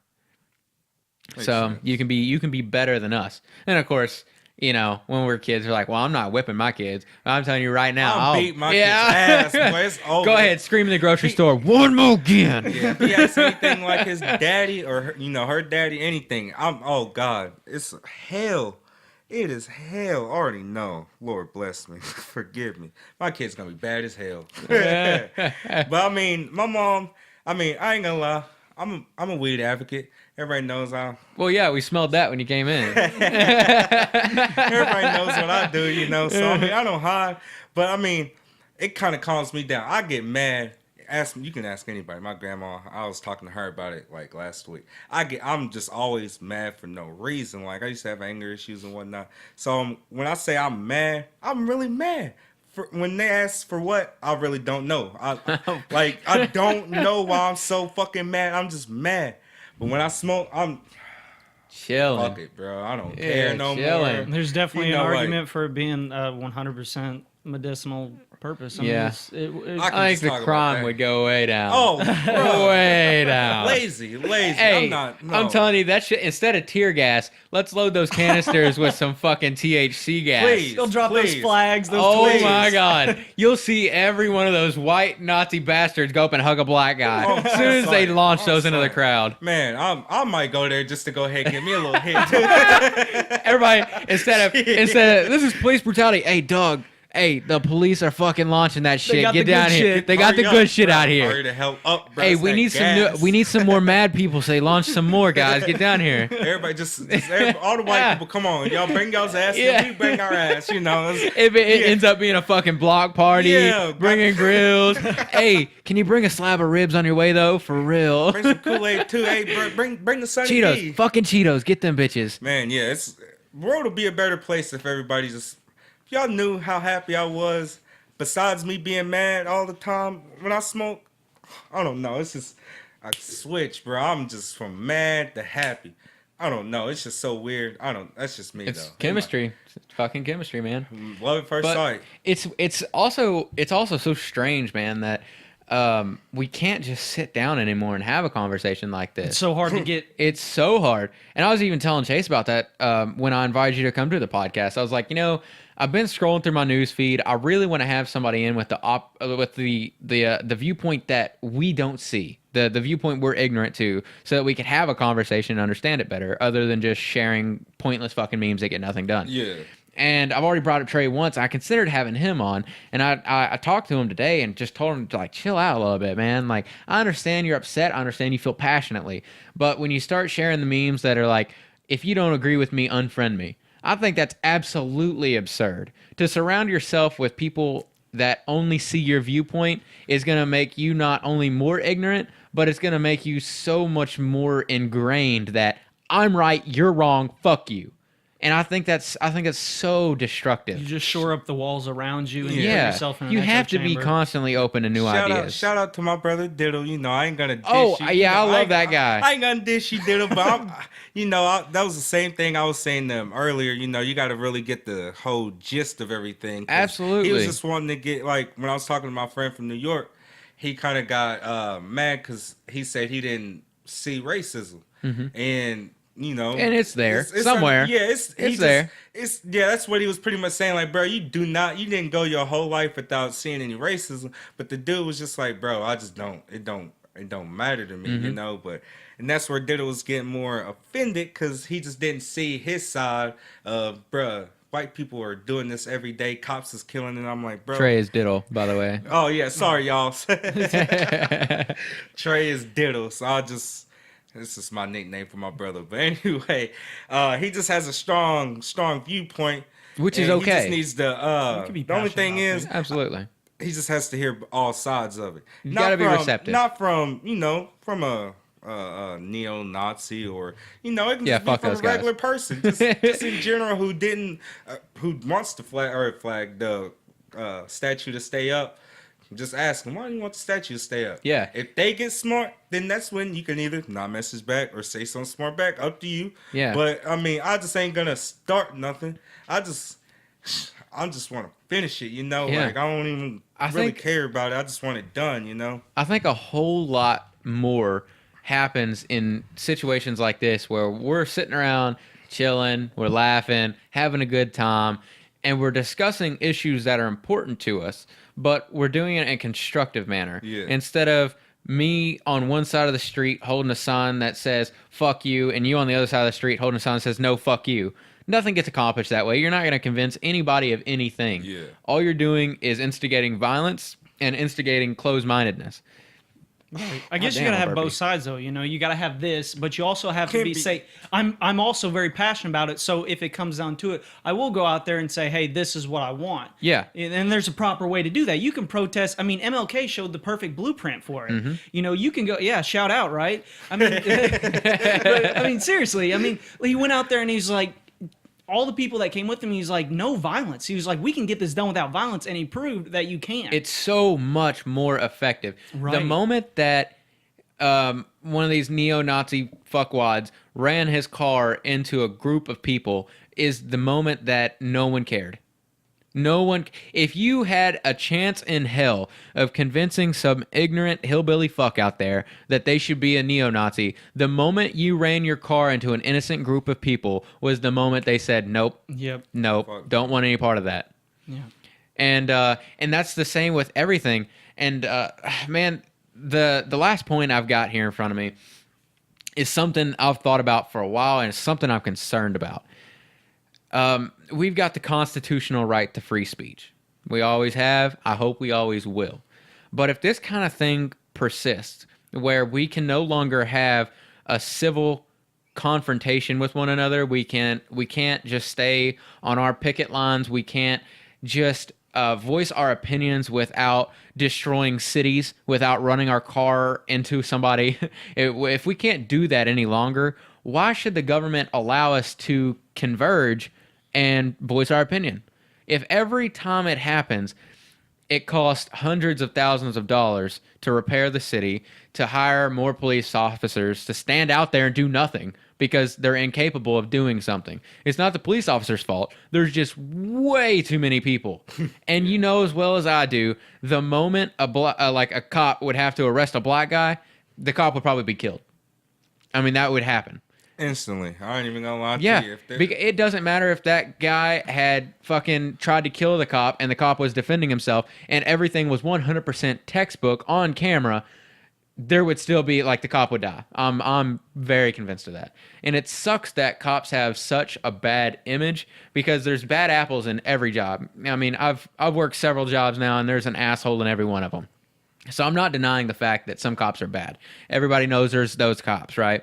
But I think a good majority of police officers joined for the right reasons, and I think they're doing a good job, But if a cop were to leave his post on the wall of riot shields to, keep them from leaving, that would leave a hole for one, so that'd be bad. But if he were to go out there, even if 2 cops went with him, they're defenseless against 500 people. An angry 500 people that they don't give a fuck what the situation was. They're ignorant to the situation. It's just like these people sharing nonsense on Facebook, like saying to tear down the MLK statues and shit. That's so fucked up, man. That's not apples to apples at all. I don't even want to talk. I was just comparing. But it's people sharing shit like that, the ignorant shit. Those were the people that would immediately jump on the cops. And then there would be the other side who would probably immediately jump on the black guy. And then we'd have more death and more violence. So the question I'm bringing up is, do you guys think that either our freedom to convene, and civilly protest in the street, will that be taken away where there's no longer public protest because we cannot do it responsibly? Or B, do you think our right to free speech altogether, public free speech, I'll say that, public free speech, will be taken away? All right, and we are back from break. That's my bad. I had to take a piss, guys. So we left off on my question of, will our freedom of speech in public be taken away? If not, what do you think the repercussions are of all the violence that's been happening around the country with these so-called civil protests? Well, I think personally, when you're talking about, the object of free speech, there is a reason why it is our First Amendment right. There's a few rights that are guaranteed in, the freedom of speech, freedom of religion, freedom of press, right to assemble. And these are all given to us for a very specific reason, for the kind of discourse that we need to have to get down to the truth. The moment you start restricting free speech in this way, not allowing people to assemble, not allowing people to post certain things in the media, it's a very slippery slope, and we all know that. The First Amendment is backed up by the Second Amendment. Without the Second Amendment, you can't even have the First Amendment. We will see what measures are taken in the future to calm these, tensions down. But I think you definitely need to take a very good look at the situation before you agree to any kind of stipulations when it comes to the First Amendment, because you're literally talking about someone taking away your right to tell the truth and your right to demonstrate the truth in whichever manner you please. I mean, there's a right way to do it and there's a wrong way to do it, just like everything else. You talked about, these riot police being in a lot of danger because of these riots are getting quite out of hand. You'll need more. You'll have to take more safety precautions. Call in the National Guard. It is why they are there.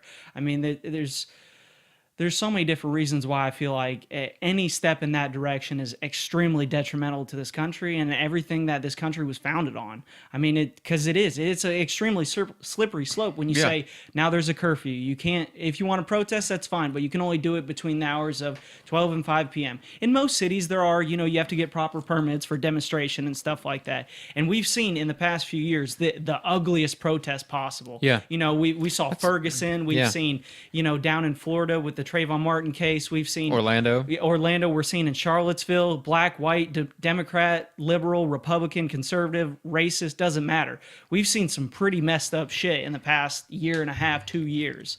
And I think that if at any point in the time when those things were going on and we took a step against freedom of speech in that direction, how far will we take it this next time or the next time? Like I was saying earlier, the encroachment, the small creep of pushing you a little bit farther than you should have went, and you agree. When you start agreeing, okay, well, maybe we shouldn't, assemble past this time. Okay. Or like, oh, well, we had a protest that ran over a little late. We're going to have to push it back a little bit more. I mean, that's theoretical, but in a sense, you have to put your foot down somewhere. And I think the First Amendment establishes very, very clearly that the right to free speech is very intrinsic and is probably the most important right that we all hold dearly in this country. So that's all I gotta say about that. What about if we took a step, and I'm very much on the same page as you. I don't want any of our rights even a little bit stepped on, which we're already getting there with the Second Amendment, but that's a different topic altogether. Right. But what if the police started doing like all right, you're having a demonstration. That's fine. It needs to be ran through the police office. You need it like, okay, say we've got a Confederate statue downtown, right? We want to have a civil protest against the statue. Okay. So knowing that's going to be a big fucking issue now that we've seen with Charlottesville, that's going to be huge here too if it happens. Then you run that through sheriff's office and OPD. That way they know what's going on. They can already be there. They can already be ready for it. Right. And as long as it stays civil, it's fine. The moment that someone gets injured, the moment fists start flying, is the moment tear gas is deployed. The moment that petition, that protest is done. And if they want to have it again, then that's fine. But once again, the moment anything like that happens, it's done, over with. Everybody go home by any means necessary besides lethal force. That's obviously off the table for a protest. But I'm saying no one in this room would be in fighting shape the moment you breathe in tear gas. No. So what I'm saying, I personally think that would be a good thing. The moment that fists start flying, the moment that someone is getting fucked up, is the moment that the whole thing is gone. Because we've got the means to do it. I mean, especially in the larger cities where they've got like retired military vehicles or special riot vehicles that can literally shoot tear gas out the front of them through like little cannons. Yeah. So our police have the power to disperse people, and it's kind of strange that they didn't. And they let it get so far out of hand in Charlottesville, but it's also a smaller town. They may not have had that kind of equipment. Charlottesville's got some equipment. As far as the extent of that, I don't know. What I do know, as far as protests are concerned, you do have to acquire a permit in order to assemble, and permits are pretty generously, given to people if they ask. You have to fill an application. Yes, you have to go through the sheriff's department, so that they know that they can have peace officers on site whenever there is protest or an assembly. So that, yes, when it's handled properly, theoretically, things should go pretty smoothly. When everybody abides by the rules that they set forward, the permit says, if it says in the fine print, if it gets out of hand, the peace officers will step in and disperse the crowd, and you have to leave, and anyone who remains on site will be arrested. I did a little bit of research in that because I was worried back when there was like Ferguson protests and stuff like that, because things got really out of hand. People were insane out of control. And I mean, I understand to an extent, but at the same time, we just have to be very careful as far as our First Amendment rights are concerned. So, I mean, in theory, if the police department and the mayor and everybody's on the same page, you go through, get the proper permits, things should work out right. But when you've got people on one side and people on the other, and somehow they get together, of course they're going to fight. Yeah, and that's fine as long as it's civil discourse. Right. But the moment someone throws a fist is the moment that the entire thing's out of control. I don't care if it's one fight. One fight is all it takes to spark the entire event. Right. Yeah, that's it. I mean, I'm sure that's how it happened in Charlottesville. So these fucking Nazi douchebags were out there marching around. Somebody punched one of them, and then it was just a fucking force-on-force brawl. I'm sure that's exactly what happened. I just want to know how the police force and the riot control didn't foresee that. Like, why they didn't. I'm sure they did. Well, it's a matter of the fucking political correctness, Chase. That's what it is. The police don't want to get involved because the second they do, then the police are Nazis. Because it is a police officer's job. That's very fair. It's a police officer's job to defend every citizen there. Right. Regardless of their viewpoint, regardless of what they're there representing.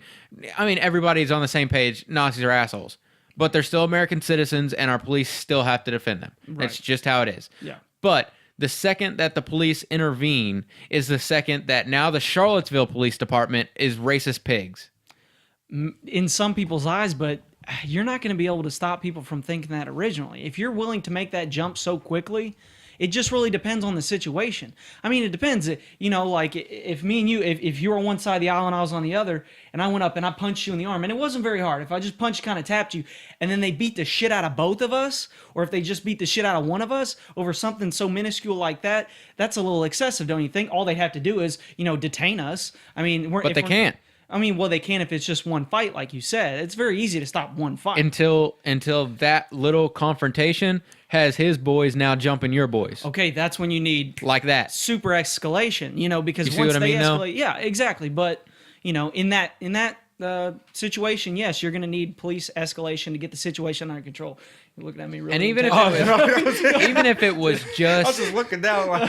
even if it was just, even if it was just that exact scenario, for you two to be detained in the middle of a large crowd very difficult. would take probably 20 police officers, if not more. Because while one is handcuffing you, reading your rights, getting everything situated, he's going to have 6 or 8 guys form a circle around him just to prevent everyone from pulling out their phones, getting in their fucking face. Yeah. Like, you're a racist asshole. Yeah. Why are you arresting a black guy? Or why are you arresting this white guy? I just think that it would be much easier and much more efficient and cost the cities less if just as soon as anything violent happened, it's done. Over with. Yeah. Period. You want to go back to being Facebook warriors, that's fucking totally fine. Yeah. But the second you start breaking storefront windows. Yeah, of course. The second you climb up on a ladder and you tear down a statue without approval, which she's actually going to jail for, which is good because that was not approved. I don't care it's destruction of public property. Exactly. That could have, and this is just going full circle back to the Confederate statues. But if that had been a statue of anything, regardless of its subject matter, and she vandalized it, she deserves to reap the consequences of doing that. But anyway. Yeah, that's what I was saying, though. I think it would be much more efficient if the police force would just get on the same page, even if fucking Trump just sent down a federal order that, like you said, convening is fine. You can congregate, you can protest, you can voice your opinion in public. The second it gets violence, it's done. Not, we're going to call in 4 other trooper posts to come out there in riot gear and stand there all weekend having to pay them. Oh yeah, no, definitely. That's a terrible idea. I mean, that's what's going on. Yeah, we're paying so many cops so much money. Right. And I mean, and we have to because their hands are literally tied. Yeah, it's a consequence of these demonstrations being handled poorly. Mm-hmm. I mean, the thing with the protests, it's, obviously, you have this right that's guaranteed to you from life until death. I mean, there are a few, exceptions to that rule as far as like felonies and stuff like that and other rights. But I mean, it's difficult to really kind of pull these situations apart because right now we're kind of talking theoretical, and we saw both sides of the ugly, over the past year. Both terrible sides of the ugly. We saw the riots that would happen outside of like the Trump rallies. People would come outside and get mugged and beat up, and then you'd see the white supremacists show up. People at like Bernie rallies and like in Charlottesville. I mean, it's been really ugly. But I think ideally, yes, if it starts to escalate even slightly, you need to take extreme measures, but obviously not too extreme. Like lethal force is way too far because there is a way to detain people in an orderly fashion. But yeah, if we want to keep convening and having these sort of things happen, then we just have to have more police. We have to have more law and order. We can't just break down society. We can't. Yeah, if we're devolving to the point that we're abusing our constitutional rights, something has to be done. Right. Not get our rights stepped on. That's not what I'm saying. What I'm saying is that something has to be done to keep it civil. And I mean, a woman literally died this past weekend. Right. Over going to voice her opinion on a subject. Right. She literally does not exist anymore. Right. Everything that woman has ever worked for in her entire life no longer matters. Right. Over a statue. Yeah. That is what's mind-boggling to me. Yeah. And I understand the principle behind the statue. We've already talked about it, so I won't circle back to it. I understand the strong feelings. I understand all the passion surrounding the subject. But when, and I don't know this woman. We don't know what she stood for on either side. She could have been out there very, very, very peacefully protesting, holding a sign that says, I don't support this or I do support this. Right. And then she was hit by a fucking car for it. Yeah. That's completely unacceptable. Right. But, I mean, man, we live in a messed up world, man, and people are willing to go to the extremes, as we all know, to prove a point. Yeah. To prove a point. People, they will go so far beyond Facebook. They will go so far beyond yelling and screaming in other people's faces. And we've seen it. We've seen the ugly side. Yeah, Yep. we see it everywhere across the world. Doesn't matter what society you live in. So we can't pretend it doesn't exist, and we can't regulate it away. So we've, man, it's so tough, and it's one of the toughest challenges that we all face today, and that's why it's so important that we can have these kind of conversations. Because the moment we start abandoning our human morals that your rights matter, we all operate at a certain frequency. You all have your 10 right, or not 10 rights, but we all have our own set of rights that were given to us when we were born. The moment we start abandoning those is when society itself falls apart. Yeah. So man, it's so tough, but and think of how much more efficient it would have been to have one of the douchebag neo-Nazis, their leader, sit down at a table like this, one of the BLM and one of the Antifa guys, right? That three guys that are in completely afflicting viewpoints on this subject, and they just have a conversation like this. They don't have their guys out there setting each other on fucking fire, running each other over with cars, beating the shit out of each other. They just sit down and like, you know what? I want that statue to stay there. You know what? I don't. It's like, okay, so what's a good compromise to this? It seems like fucking common sense to us, and we're fucking early 20s. Yeah, we're reasonable people. I already Let's go know, ahead. like, if you're people like in the neo-Nazis, and they're very stubborn people. And Oh, yeah. coming from a stubborn person, I Antifa know. is too. Yeah, that group is. I know, like, they either the statue's there or the statue ain't there. They don't want it in a museum. They just want it there. Yeah. No, It's not an option. Yeah, it's just not there. And that's just part of being an adult. It's just pretty much just a bunch of grown people kind of Acting like kids. Yeah, acting like kids over just a statue, and it's sad because somebody did lose their life over it. And I mean, it really shouldn't be going on like this because I mean, hell, 40, 50-year-old people, and then 19, 16. I don't know how old most of these kids are that are out here doing this, but I mean, they just shouldn't be. I'll say they're largely college students. Yeah, pretty much a lot of college Aged, students, or yeah. a little older than us, maybe our age. But yeah, they're just. I don't know, man. It's just a weird world nowadays, and you think everybody's, oh, we love black people, everybody, but then you just see things like this to where, oh man, there's just. Dang, I didn't know all these groups. Like, for instance, I'm going to read all these groups I found. I didn't know, hell, half these groups was even here that hated. Black separatists, Ku Klux Klan, of course, anti-Muslim, general hate, white nationalist, neo-Nazi, racist skinhead, anti-LGBT, neo-Confederate. What is that? What are you reading from? It is the CNN website. They're showing all the... Fake news. I was really thinking like that. Over here quoting CNN. Fuck out of here. Yeah. Where'd you get your facts for that, CNN? Oh, just fucking made them up. I don't know. Sounds legit, doesn't it? I was like, yeah, he's really going somewhere. We literally made a chart for it. What do you mean? You have to have facts. Look at this graphic. It's beautiful. No. But and we're not ignorant enough to think that it's not out there. Obviously, it's out there. We've seen That's just a lot of hate groups for no reason, like I mean, hating gay people is one thing, but just having a whole group just to voice their opinion, waking up every day just to voice their opinion on why they hate gay people, that's too much work, bro. I'm not doing that. To voice my opinion and those on people are by far and away a dying breed. Yeah. And like for instance with the racists, I can't wake up every morning just, damn, I hate black people, I hate white people, I hate Mexicans. It's crazy to think that way, it's just too much work because I mean, the KKK, they hold rallies on just in general why they don't like black people. That's just the whole gist of why they, I guess, form. Oh Lord, I'm talking too fast for my brain here. Sorry, y'all, but the whole reason they formed was just to kind of get runaway slaves, wasn't it? To kind of help capture runaway slaves. I'm not entirely sure. Several reasons. Why yeah, but they're fucking assholes, probably. Yeah, it's the largest reason. Yeah, I mean, they just couldn't catch us, so they had to get horses, So cover them in bed sheets and shit. Bed sheets and Was that to look scary? What is the history behind the sheets thing? Was that to look scary, or was that to mask our identities? I think it was Back then, I think horse was probably the main mode of transportation, so it would make sense to mask your horse. You know, like, hey, isn't that fucking Brad's horse? Yeah. Brad, take that fucking mask off. What the fuck are you doing up there?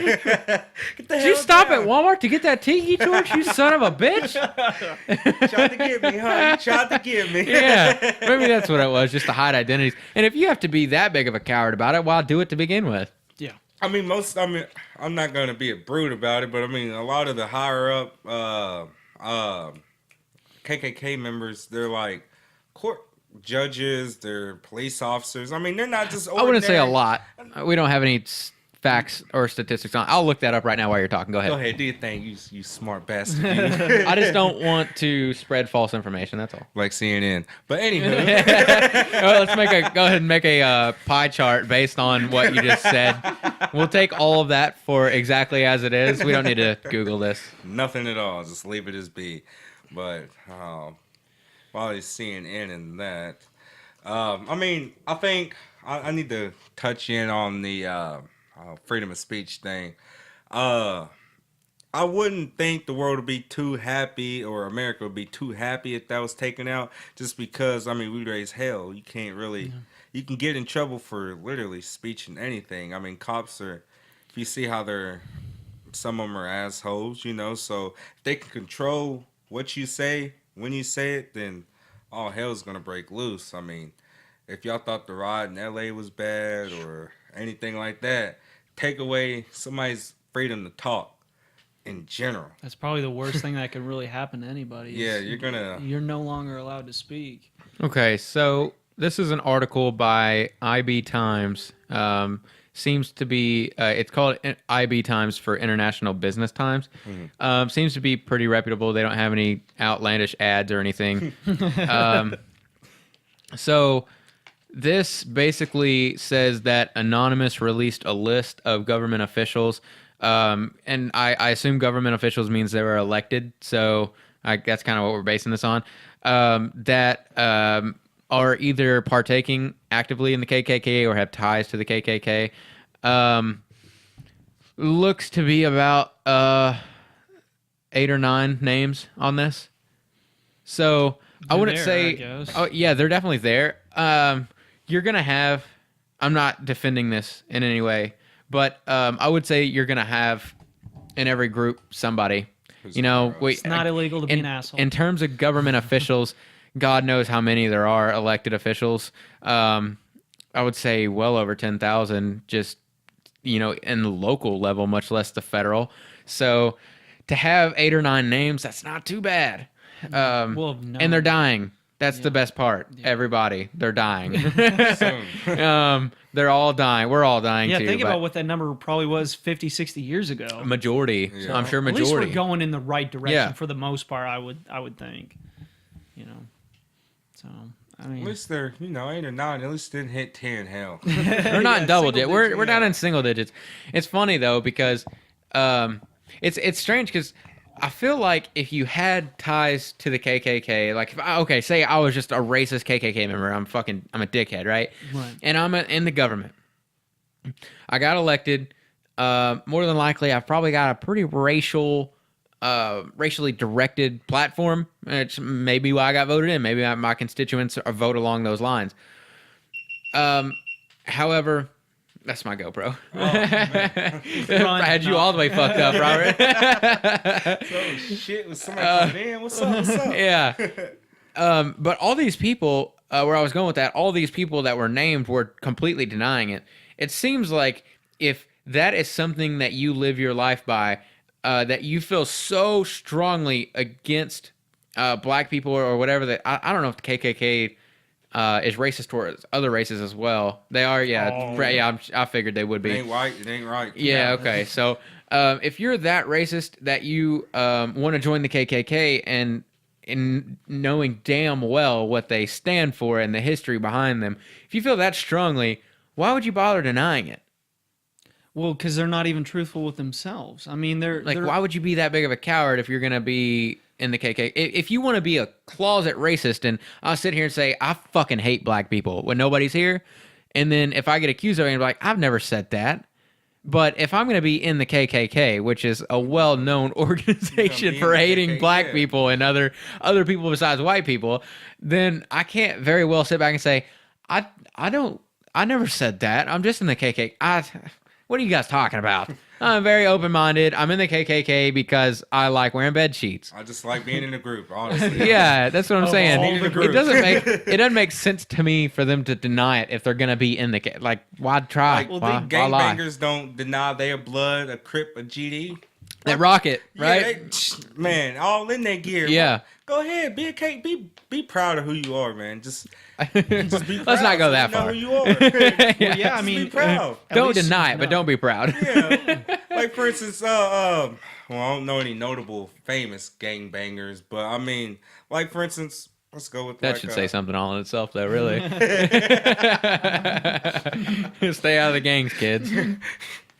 Yeah, you won't live too long, guys. Yeah. KKK and Bloods, it don't matter. You'll die soon. Yeah. As he sips his water. That was so funny. So casual.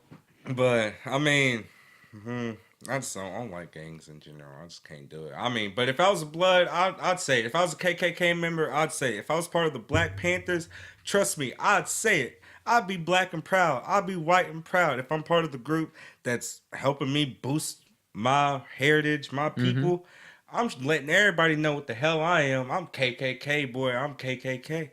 They're kind of more scared about it, and then when they get called out, they're just kind of like... It's good that they are scared. Don't get me wrong. Yeah. Because that means they know that they are the minority. Accepted, yeah. It's not okay. So it's good that they're scared to admit to it. It's just, I don't know. If you're going to have that ideology, you should at least admit to it, I think. Yeah. But it's weird how they're not the most moral people in the world anyway. So. It's weird how we can't just fucking chill, you know? And I get the point, like you addressed earlier, that there's not going to be a chill until everything's equal across the board, which could take a long time. But it's weird that there's still shit like this going on. To me, it just seems strange. I mean, I'm a pretty open-minded guy. Nothing really bothers me in terms of types of people. Obviously, I started the show with shit I get pissed off about and shouldn't, and that largely has to do with me wanting to take naps at work, not because somebody's black and I don't like that. Yeah. And I think that's a lot of our generation. Just why can't we just chill, you know? But then you go. I don't know what the fuck happens in college, and maybe you can contest this. I went to OCTC, and that was for like a semester. So, what happens in college to make you just fucking want to scream from the rooftops that you are right and everyone's wrong? It's college. Let me just say, is that what they preach in college? No, it's just college. I mean, you get stressed out. You're trying to really figure out how to be an adult all at the same time. They're fucking doing it wrong. Yeah, it's just it's a bunch of stuff that you're trying to go through, and hell, half of them on drugs, and cocaine's a real one that kind of pushes up people. I don't know why they love that. That's just the weirdest thing ever. They just think it's a fucking drug problem mainly. A drug problem and alcohol problem. I remember I had a 8 a.m. Bitch was already drunk. Forgive me for saying that word. She was drunk damn near almost every Thursday. She was drunk in the morning. But I mean, I just can't remember like a time when she wasn't fucked up, like drunk as shit. And I don't know why. She come to class 8 in the morning, drunk as shit. And I'm like, bro, what the hell? Like, I can't do it. Like, I'll take a shot just to see how it is. Or, there's a game at 12. So, we had the pregame a little early one time. But no, she was faithfully getting drunk every morning. And I don't know. I was really trying to figure out what she's going through. She needs to get some help. And she wasn't the only one. Like, it was a bunch of people doing this shit like it's normal. And I'm like, bro, I'm just smoking my weed, really trying to think, like, bro, y'all are getting drunk as shit, and it's 8 in the morning. And I'm just kind of minding my business, doing my thing. So what are y'all going through? I got the same classes. I got the same stress. We got the same finals, everything. We in the same dorms pretty much, like the same room. So I don't know, man. It seems like college should be the place that everyone can go and experience the new things, experience the new ideas, be receptive to them, figure out who you are as a person and where you are in the world as far as your importance to the world. But that's the thing. They are trying to figure out who they are. So a lot of the young people, they follow the older people. Like, say, for instance, if I was in like a pretty rich fraternity, I'm going to say SAE. They got money. I don't know how. They just got money. That was the Rich one. daddies. Yeah, that was the one in the video. If you ever saw it on the charter bus, saying the nigger chant. I don't know if you ever saw that. It was like 3 years ago, 2 years ago, something like that. But they were the one on the bus saying they don't want no black people in their fraternity. It was I'm pretty sure it was SAE. But yeah, they was chanting that. And then I go to right up the street, and there's like 2-3 black people in there. You know, the fraternity at Western and SAE. So, I mean, I think it's just more so. I found it here. It's on YouTube. It says University of Oklahoma frat bros perform insanely racist party bus chant. I think that's it. Yeah, it's got one of those Greek letters and then AE. So I guess it's SAE. Yeah. Okay. They kind of chanted it pretty good too. This is an ad. So you can keep talking. It happens, you know. YouTube. Man, God damn it. Fucking ads. Facebook, ruining everybody's everything's life. getting ads nowadays. I wonder how much the ads are getting paid. I might start doing ads. That is a boom business. Sigma Alpha Epsilon has closed its chapter at the University of Oklahoma, and the Are we allowed to play audio? video that surfaced online Sunday Can, but if it's someone else's video, it's kind of dicey.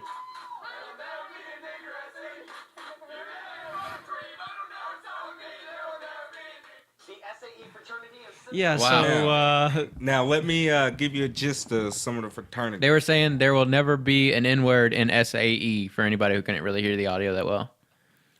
And let me tell you, it kind of irked me because I was in a fraternity at the time, Sigma Nu, and not SAE. Sigma Nu is totally different, but I mean, there's just a diverse, and there's Asian. I mean, there's all kind of people, and you know, this fraternity, my fraternity, we cool, but right across the street, like you see that house right there. There's only 2-3 black people in that whole fraternity, and I say there's so many motherfuckers in this fraternity. 300-400 people in this fraternity. Jesus. And when I say there's only like 3 or 4 blacks in that whole fraternity, and they had daddy money, you know, it wasn't no offense, but these ain't no ordinary black people. They had white people money. No offense.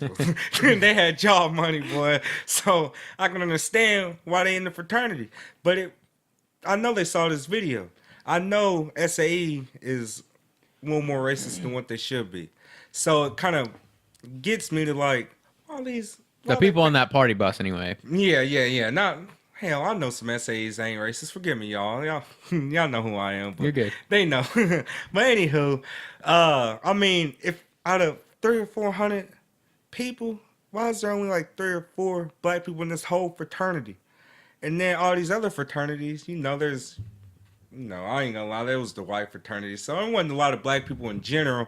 But I mean, it was just different because the black fraternities get treated different than the white fraternities. All the white fraternities got nice houses, literally on campus, nice houses. Well, that's the fraternities build their own houses, right? Or buy their own houses for the frat houses. Dude, it's up to the oh god, Administration? Yeah, it's up to the people on campus to see if they can actually Like build the a board of house. directors Yeah, or something? to see if they can build a house. Oh, okay. Like, they just build. I think it was SAE. They just build a fat, bro. The house is literally from that end of that house to that end of that house. It's fucking huge. Got dorm rooms and shit. And I don't know what the hell be going on. Mind blowing. It's fucking huge, bro. probably some generous donations from the families of Oh, some yeah. of those. Yeah, definitely. Oh, well, yeah. And other SAE frat brothers from times past and shit. Yeah. Let me tell you, they got some ridiculous money. Oh, and they're my age, but I mean, sometimes they have the older people come, and the older people kind of talk to them because the older SAEs, they was raised 90s, 80s, 70s. Hell, there's some probably still in the 60s that are still alive. They didn't see no black people in their fraternities at all. Yeah. Like, there wasn't not now black person in a fraternity that was SAE, Sigma Nu, what's that beta. I don't even know. It's like a weird phi beta, whatever they are. One anyone in them. They only black people had their own fraternities, white people had their own fraternities. So I mean that's just the only gist about it now. I mean they just don't really want to converge, and then all the white fraternities, they got fat houses, nice houses. All the black fraternities, they got to get a house literally the size of one of these or one of these off campus, and then they want to, well, I ain't gonna lie, sometimes they put it on their cells just like the white people, you know, it's just natural. But I mean, I don't think it's right that they should be off campus, and then all these people got these nice ass cribs on, bruh. A lot of that has to do with money too. I'm sure if a black frat came to the campus is like, hey, here's a fat mill. We want to build a house right there. They're gonna go, yeah, go for it. They might. I don't know. That's just another. That's just something they got to do. I don't want in the black fraternity though, so I mean, I can't really vouch for it. My sister is gonna join one, but I mean, it's just. I don't know. It sucks to see even that kind of separation. You know, I would hate to see a black fraternity, only black fraternity, just as much as I'd hate to see an only white fraternity. Yeah, that seems fucking silly to me. It would probably feel kind of weird too, because you're kind of like, I mean, I think having an only black fraternity would be just as racist as having an only white fraternity. Yeah, I mean, what do you think about that? I'm interested. What do you think? There's been kind of, and it seems like a weird argument to me. There's been a lot of controversy over, is racism a two-way street? Can blacks be racist towards white people? Obviously, I'll say obviously. I would say obviously the answer is yes, racism is racism. But then you also have those who say, no, black people cannot be racist towards white people because that would imply they have power over them. It seems like a silly argument to me. Maybe it's just because I'm ignorant to it. But it seems like if I were to sit here and call you the N-word, that's racist. If you were to sit here and call me a cracker, that's racist. Just, that's what it is, you know? Let's call it what it is.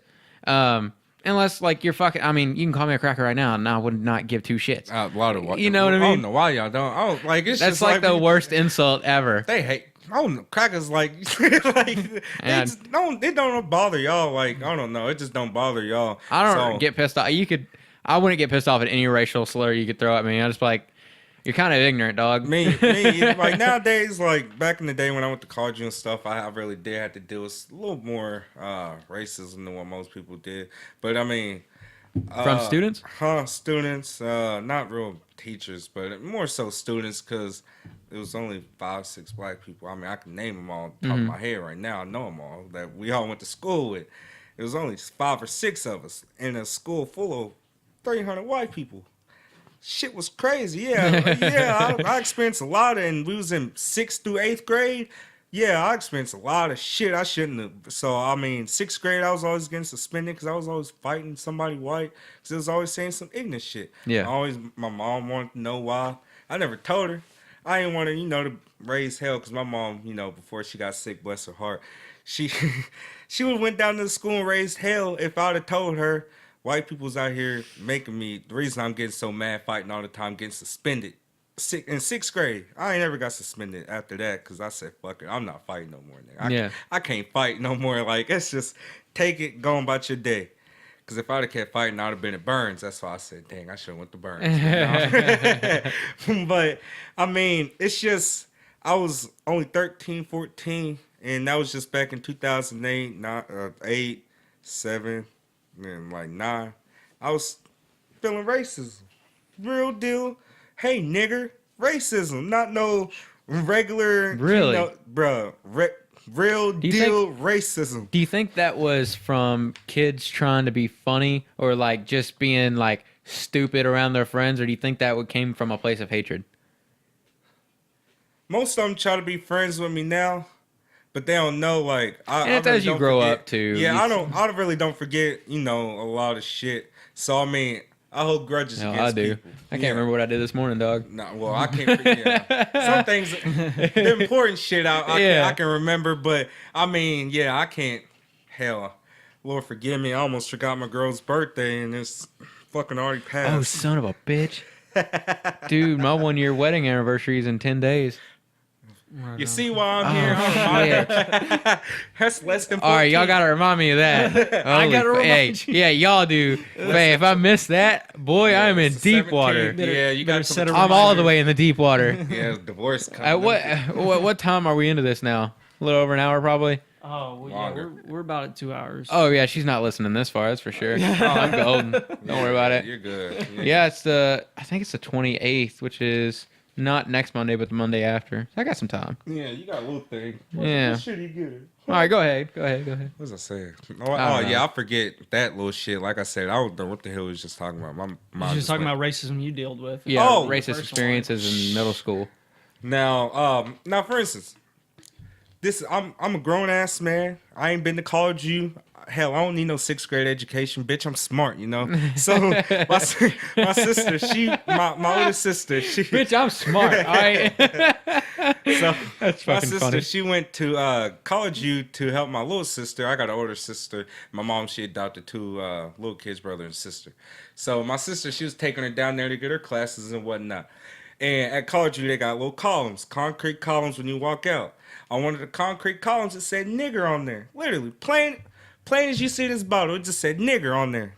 Let me tell you, this was just last year, 2016. So, luckily, by the grace, grace of God, I gotta say him, Lord behold, we knew the principal. My sister, she was in his class when she was in the school, and he just so happened to be the principal now, so he got it removed.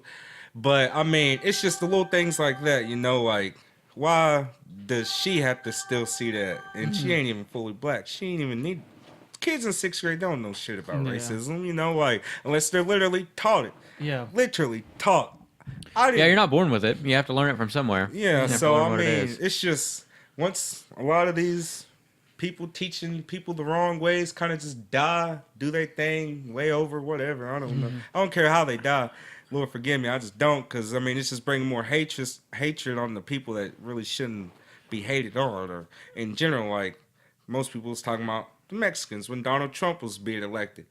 Oh boy, if Mexicans was around, and I mean, if Mexicans would have been like flooding the city and shit would have raised hell. Like, What is the? It almost seems instinctual.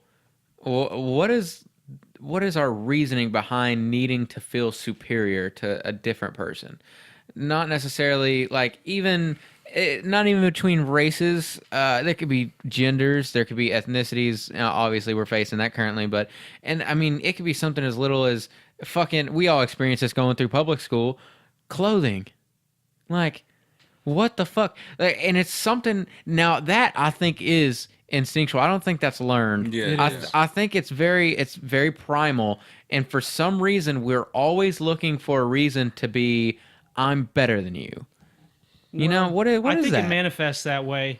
But what you were saying originally, we do have an instinctual tendency to do that, and it stems from where we came from, depending on what you believe in your origins or whatnot. But every human being developed originally from a social dominance hierarchy. So there's a certain number of people that you can keep up with in your social life. Like you can't, keep up with every single person ever. It's just too many people. It's too much work for your brain. Okay. And so what your brain does is it kind of narrows it down to a certain group of people. And then your mind unconsciously or subconsciously organizes these people into a social dominance hierarchy. There's people at the top that you look forward to. The person at the top would be, who you believe in as the highest moral intrinsic alpha. values. The alpha, your God, or what you hail as your God. Okay. And it works its way all the way down to wherever you place yourself in the dominance hierarchy. Most people put people below themselves. Anything outside of that is the people that, like, say, if somebody else walked in here and he just kind of looked at us funny and none of us knew him, honestly, we'd all have kind of somewhat hostile reaction to that. Be Well, like, yeah, who he's is in this my house. Yeah, Hey, bro, get the fuck out. even if we're Who the fuck are you? well, right, but even if we're Hey, go lock that door. it's like say if we were all at a party and we're all hanging out having a good time, and some guy who's also at the party walks up and he's just he's laughing and talking. We don't know him, we don't know his name, and he's just like, oh, we're all telling jokes, and he wants to tell a joke, but his joke is terrible, and nobody laughs, and we all just kind of look at him, and nobody really. he's almost alienated completely. We don't see him as one of us. We're kind of Yeah. like, who is this guy and why did he just say something stupid? It's that trait, and we all have it. Anybody in that situation will react similarly. It's because we have that certain number of people, and we arrange them in a hierarchy, with your most morally intrinsic person at the top, and then the people that are living in personal hells at the bottom, like the drug addicts and the people that you're like, I know I'm not as bad off as that guy is. Right. But you still, even if he's like one of your friends, if he came up to you and he's like screwed up in the head and whatnot, he's still your friend, so you still see him in a personal Positive way. Yeah, in a positive way. You're like, oh, he could get better. Yeah. But the people that fall outside of that pyramid are the people that you see as snakes or bad people, or people you don't trust. And I think that's what happens so often in these protests and riots, is that you've got a group of people, you're like, all right, you ready for this big event? We're going to really, tell people what we really believe in today and whatnot. And then there's other people there as well. And you're like, Outside of your yeah, pyramid. Yeah. And even if those people are holding signs, that say, are the same things that you agree with, you're like, oh, they're in my group too. Yeah. They're in my pyramid as well, because it can adjust depending on where you're at. But then you see the people on the other side that are holding the other signs, and you don't even like consciously think about it. You're just like, those are the enemy. Those are the people on the outside. I mean, Right. It comes way back to us trying to survive as human beings from 200,000 years ago. You always had to constantly worry about what was coming over the horizon, whether it was a group of guys who were going to rape and pillage your entire What is the threat? yeah, what is it? the threat? We're always trying to identify the threat, no matter where it may be. So I think that is just translated in. We just haven't caught up. Technology has gone so far ahead of itself. It's exponentially compounding every single few years. Just think about it. Just 100 years ago, in the scope of the Earth's been around 4 billion years, 5 billion years, something like that. Yeah. In the past 100 years, we went from not being able to take pictures of anything to be able to take 4K high resolution pictures of the Earth. So I mean, it's crazy to even fathom that. So I can't imagine what human beings will be like in 200, 400, 1,000 years. I mean, even it I think just at some point we have to start devolving.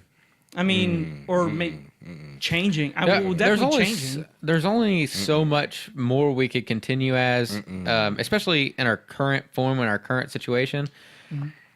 I don't know. I think at some point we're just gonna get to a situation. Well, we've all seen sci-fi movies, where the utopia exists, and maybe from that point we'll start devolving, where it'll be the norm to be like an outlaw. It'll be the norm to fight the social construct. It'll be the norm. And then from there, we'll slowly get more and more. It's the norm to be worse than that. It's the norm to be worse than that. It's the norm to be worse than that. What do you think about that? I can see it, but I can't see it because I mean, a lot of people want to keep progressing. I mean, hell, they don't even want to be on the Earth no more. They want to see if they can go to Mars or the Moon. They want to live there. So I mean, de-evolving. All the shit that's happening doesn't sound like a bad idea. Yeah, that's what I'm saying. De-evolving. I mean, it can maybe happen if nuclear holocaust, maybe something silly happen.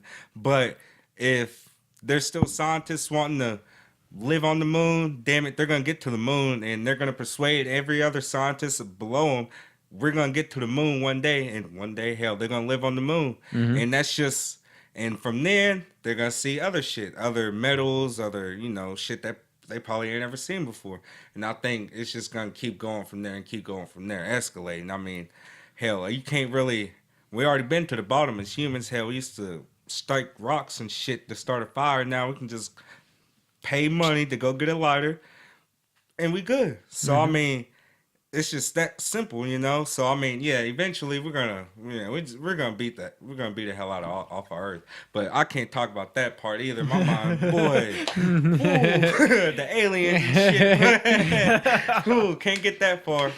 Yeah, like what you described with like the utopian society where it's I guess I'd be fucking miserable in that. Well, yeah, it's the idea of absolute order. where everybody follows the rules and everybody gets along with each other. Not a lot of people don't really want that. People strive to create inequality in their local environment. Yeah. The reason why you do anything is to generate inequality. The reason why you go to work, you want to generate more wealth so you have more money than the person who's poor and struggling behind you. So you doing that generates inequality. That's just a trait that every human being has, and I don't think that'll go away no matter what. I mean, because I couldn't even imagine what would happen at that point. I mean, we've had it this far. I think it's hardwired into our DNA, and it's gonna, like you said. I mean, if they want to get to the moon, they're gonna get to the damn moon. Yeah, they're gonna do it. Yeah. Whether or not someone's gonna try and stop them, they're gonna get there eventually. There's gonna be people dead set on. That's why we have so many different technological innovations every single day.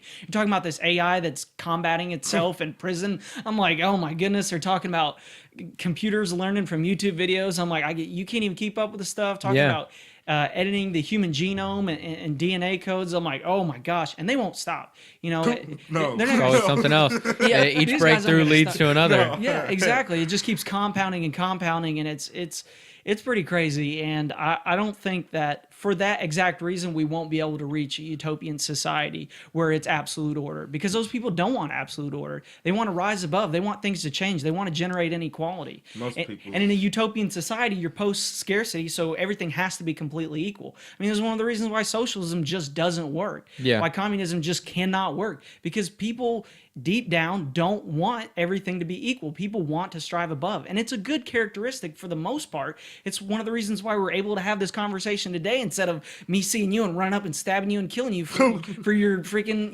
nuts that you gathered on the ground over there. So along those lines, taking it back to the basis of this conversation, what would need to happen for the racial tension to stop, for what almost feels now like a fucking race war? What would need to happen? And you slightly addressed it earlier. You said equality across the board. Elaborate on that a little more. Equality across the board. For instance, put it like this: if 100 privileged kids just went somewhere. I don't know, just probably went on vacation just for schooling or something, and 100 black privileged kids went. Instantly, I don't know what it is. I don't know why. Instantly, they just look down on the black people. Like, for instance, I'm gonna give this one. Oh God, it just left my head. God, y'all don't smoke weed. Oh shit. No, probably ain't the reaper. I'm kind of losing a little bit. I mean, yeah, we're going on almost. We're past 2 hours. Oh yeah, it's gone, y'all. It's gone. Yeah, it's gone. I tried to make up for it. No, it's gone. Never mind. It's gone. It's gone. I'll chime in, and you can think about what you're going to say. Thank so, you. I think a good starting point, because I don't know an answer to all these issues. Otherwise, if I figured it out, somebody else definitely would have figured it out before me. I think that the most logical place to start is with the children. For the most part, the playing field is as level as we've been able to get it, and ever in human history, which is good, and we need to strive to keep it that way. We don't need any kind of racial, divide at all. We need equality across the board. As far if you are we need equality of opportunity. Okay, not equality of outcome. Right. So two totally different things. Yeah, exactly. Equality of opportunity provides everybody the chance to strive above and to succeed and to generate what they seek for most in life. But I think where we start is at the bottom. With the educational system. Like I said earlier, I think that too many kids just aren't educated well, and it's in urban cities, it's in rural cities, it's everywhere. Our education system was designed in like the early 1900s. Like, what do we keep from the early 1900s other than rocks that got words on them that we still hold as dearly as our educational system? It's like almost taboo to not even mess with the education system, because you're like, oh, you're taking money from the students, or you're not. I think that definitely if you can train the next generation to be better than the last, then you're taking a step in the the right direction, because nobody can be perfect, and we can't expect ourselves to be perfect, especially with all the struggles that we face in day-to-day life. So, I mean, definitely start with the educational system. Make sure that these kids are getting to learn and get the right tools to learn. Be able to debate like this, be able to talk with people. Whenever you abandon the ability to do this, it devolves into violence. And when you do that, there's no real solution.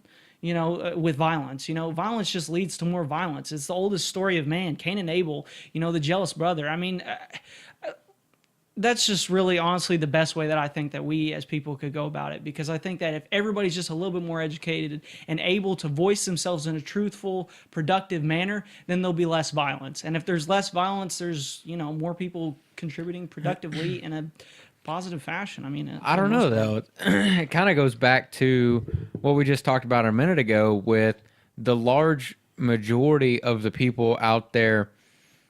I would almost say causing the violence are the educated people, the ones going to college. Well, it just depends on what you classify as educated people. Just because you're in college doesn't make you educated. It makes you more educated than a fifth grader. Well, here's the thing. Let me throw some things at you. So, as far as universities are concerned, you should know tuition costs have gone through the roof. Yeah. Yeah, look at his reaction. He's crying now. He's crying. He's done. Tuition rates have gone across the board, and then you're in a moderately affordable for all things considered. Yeah, now, not Yale or something. So a lot of these protests are happening in places where what was that goofy ass laugh over there? Do that again in the mic real quick. I mean, just think about it. That just eliminates a huge portion of the population from getting that kind of education, and so you start to build naturally an echo chamber of the people that can afford that education, and it compounds. So when you've got 50% liberal or 50% conservative, they kind of whittle back for maybe 48% back to 51%. It jumps around, but whenever you start to tilt way just a little bit too far to one side, there's a chance that instead of swinging back, it swings all the way to one side. And I think with universities, the administrations are from a lot of different universities are making thousands of percentages of increases in their income almost every single year. And that's disqualifying all these kids that are in urban cities who don't come from a privileged background where there's money behind their name. They can't even go to school. And you can get debt. You can get debt real easy in this country. Yeah. But to go to these schools, that's the thing that bothers me the most is how expensive it is to become educated. To get a piece of paper. Literally. Yeah, and it's not even that. I mean, think about it. A lot of these colleges are, like I was saying, maybe they go rapidly to 100% liberal or 90% liberal or like 90% conservative so quickly. And then, you've got, and if those professors, you've seen it in some of these colleges like UC Berkeley and Evergreen in California, And Berkeley's out of control now. Yeah, I mean, they speak out against some of these students. I don't think that some of the ideas that these students are proposing on campus, changes in the university, should be rolled out. They'll chase those professors off of campus and replace them with somebody who's more like-minded. So there's an argument to say that some universities are doing way more harm than good, and they're basically subsidizing revolution. And it's absolutely terrifying because that's supposed to be the place where you go to intellectual combat, and if you say something stupid, you get shit on. Basically, if you say something stupid, like you starting to agree, oh, maybe the communists were right. The professor needs to step in and say, you're fucking retarded. You're an idiot. This is why you're wrong. But I feel like in so many universities, there's just not enough diversity of opinion, and I think that's hurting a lot of people. So I think that when you say that a lot of these people are protesting for the wrong reasons or because they're educated, I just think that they're educated in the wrong manner. I just think it's a little biased in some places, but that doesn't speak for all universities, that's for sure. But I think that that's what it's leaning towards, is in America at least, with prices of education going up and up. I don't think it's right. I got to pay to learn anyway. They bitch about, oh, you need to go to college. You need to go to college. Bitch, I can't afford college. So no, I can't go to college. Yeah. I can't. Yeah. So I'm kind of like, man, when I fresh out of high school, obviously during the entire high school career, you have it pounded into your fucking head. College. College readiness. So get out of fucking high school. You go to college because it's what you've been told your entire life. I get to college, and I fucking hate it. Fuck it. I hate every minute of it. I couldn't stand sitting in that classroom. I couldn't stand the professors not giving a fuck, not helping me, not doing anything. I mean, it was nothing like high school for me. Yeah. I mean, seriously, the professors could not give a shit less what your grade is or how you're doing in their class. They just don't care. And then when my mom passed away, I just was done. That was it. You know, I didn't fucking care. Just stepped away, started working. Well, now that I'm working, I bought a house. I've got bills. I got a fucking truck I got to pay for. So now it's even further off the table of me going to college. There's no way I could go to college now. I mean, it just wouldn't happen. Not only because of the money aspect, but because of the time aspect. And even if I did go to college, we're going to get to a point where 80% of the fucking population has a degree. So, you know, back in the day, it was a lot more desirable. Like, oh shit, you got an associate's degree, motherfucker. You can have... Oh, Bo's snoring. Smack him real quick. No, that was far too gentle. He's like, he's got some pit in him. I don't know if I should do Yeah. Might get mad. No, Back, you know, if you had an associate's degree, everything was yours. It was yours for the taking. But now we're at the point where, I mean, I've got a friend who just moved to a booming market down in Louisiana with an associate's degree. She can't get a job. I mean, we're at the point now where an associate's degree is no longer good enough. We need an associate's degree and 5 years of experience. Okay, how? And I'm 21, by the way. 5 years of How? experience. Just got out of college. How? How am I supposed to pay for the student debt that I was required to get to obtain this job while working an entry-level position in a related field so that it could be potentially considered experience? It's just not... It can't happen. So now associate's degrees aren't good enough now. Now you have to get a 4-year degree, which means anywhere from $30,000 to $50,000 in debt for a typical 4-year education, and not to mention if you go abroad and study or you're going to a fancier school. So to get one of those, to get a doctorate, to get a bachelor's, a master's, I mean, we're talking fuckloads of money. A house. Yeah, I mean, yeah, literally you could buy a house for the price of your education.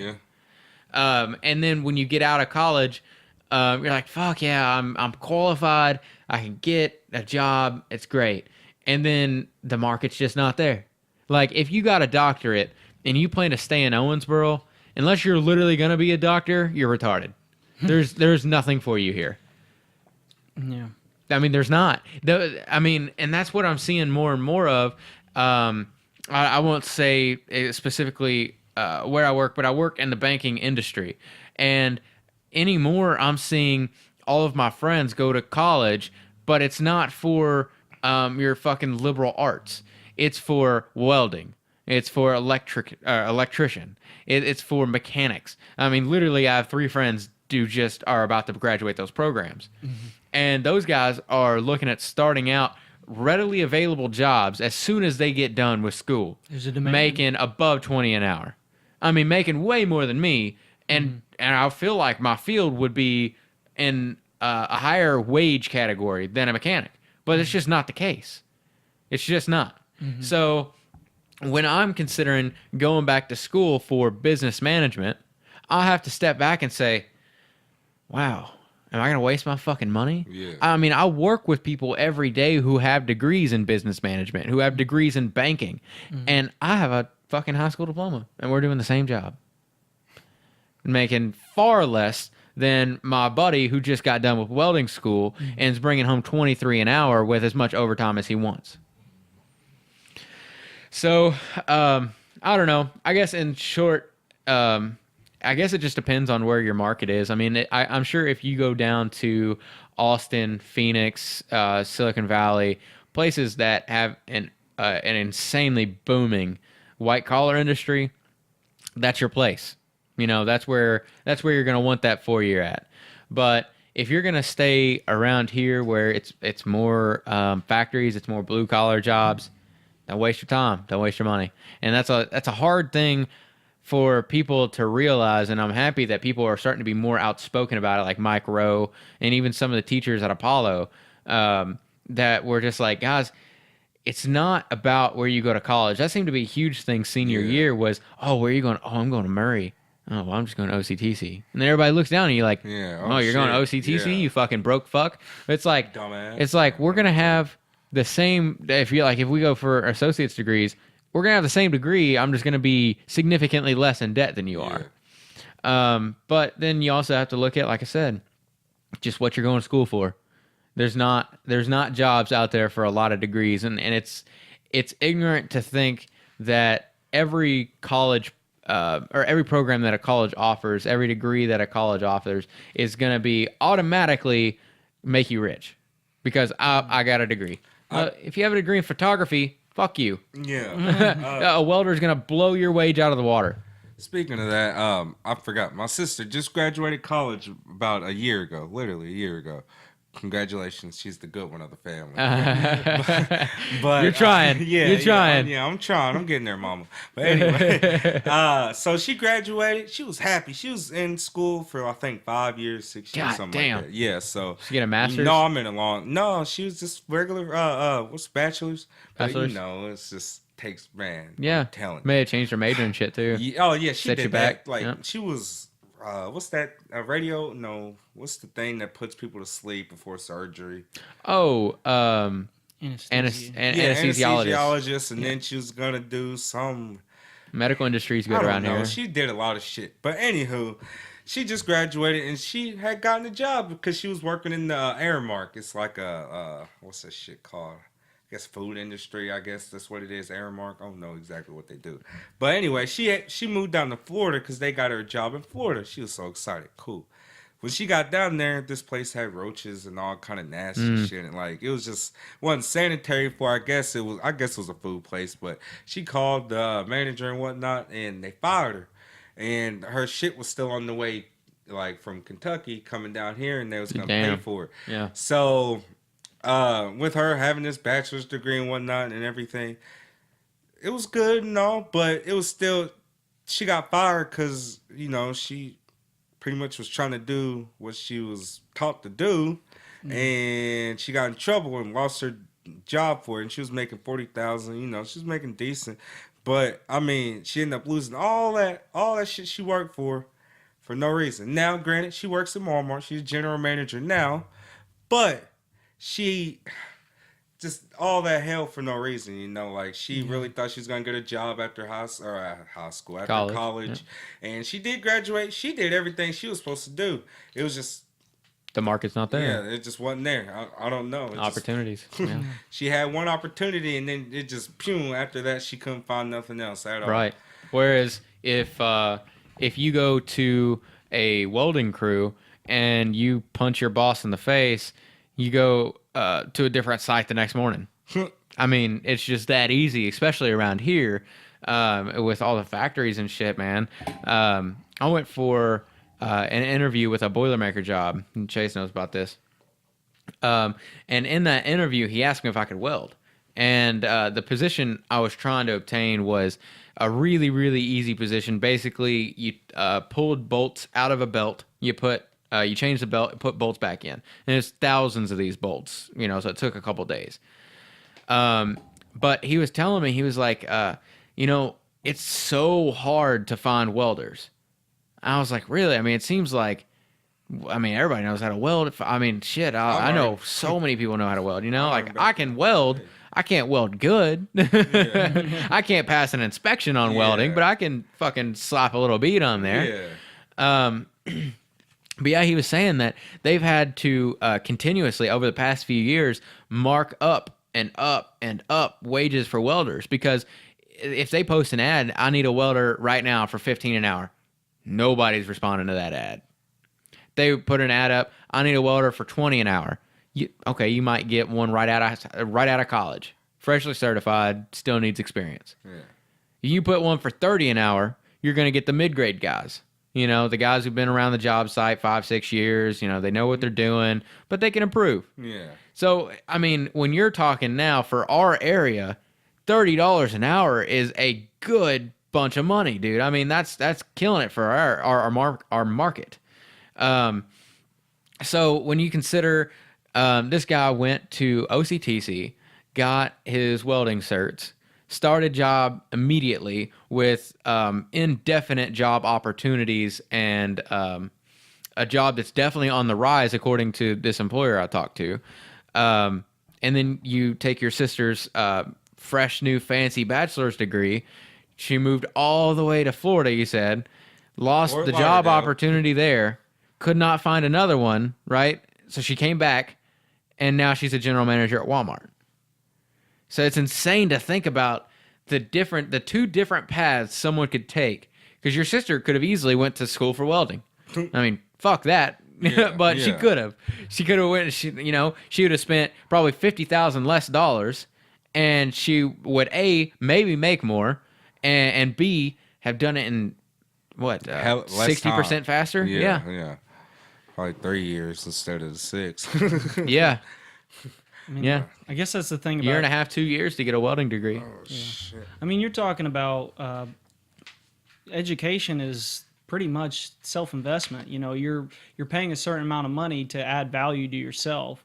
I think that with both these situations, it just goes to show like you really have to like weigh your options. You have to be like if you have an idea in your head of what skills you have and what you can improve on, what you can do, you're like, okay, well, this is kind of an idea. When you're in high school, you're kind of like, this is kind of what I want to do with my life. You don't quite know, but you're like, if I had to do something, I think I could tolerate doing this. And it's like they don't really put enough emphasis on Figuring out what you want to do. well, yeah, I mean, it's because I don't know what I want to do still to this day. like that's what I'm saying. Like I was just saying, it's an investment option. Like the people we said like it's like buying a house. Like the path that you took, you're like, I want to make money now, and you've invested in a house, so you have value to your name. It's built in equity rather than a certificate. Yeah. And at the end of the day, it's still value. It's a little bit different, but I think that it's so hard for people to figure out what they want to do and what they can do. It's getting better because now they have more of these like career option things that you learn about in junior and senior year. They got these programs that you can try out. There was something I couldn't remember. It was like a career coach or something like that. Recruiting something. Career like, cruising. Yeah, something like that. Yeah, We had career orientation. Yeah, and they try. Yeah. They have been trying. It's gotten better, I would Yeah. say, definitely, because there's it's a huge market, and now you can go to school online anywhere and do stuff like that. But you just have to. It's like crazy because you're so young and you have to make huge decisions that are going to impact the rest of your life. Your entire life. Yeah. And I mean, you can have advisors that tell you, oh, well, your grades kind of look like this, and what did you say you enjoy again? Okay, well, maybe you should try something Take this like aptitude test. Yeah, and they are trying, but I think that no matter what, I mean, it's just you have to look at it like an investment. And I mean, because I went to school at OCTC for a year for network administration, and I did it for a year, and I was just like, I don't, I wanted to work just like you did. Yeah. I was just like, And man, I'm you piss poor. away money. I didn't get anything as far as like any kind of grants or scholarships or anything like that. I was in the middle of the pack as far as like grades were concerned. So I was just outside the edge of getting a decent scholarship. Keys money never showed up. I don't know wherever that went. I never got that. Still wondering where that's at, Kentucky. But I mean, I thought that, well, I was like, well, you know what? I can always come back to school. And I thought, I'll just come to work. And, because that's kind of how my dad did it as well. He kind of went to school for a little bit, but then he realized, he's like, man, I want to make money. And it's tempting. And a lot of people take it. Oh, yeah, a lot of people take it. I mean, and I can understand I got why. a friend struggling with that right now. He's going to school to be an electrician, and he's struggling every day with trying to decide, like, do I want to put this out? Do I want to, invest in education, or I want to go ahead and join the workforce, start making that fucking money? I mean, it's just like you got to do like the old Dave Ramsey thing. You got to live like nobody else so that later you can live like nobody else.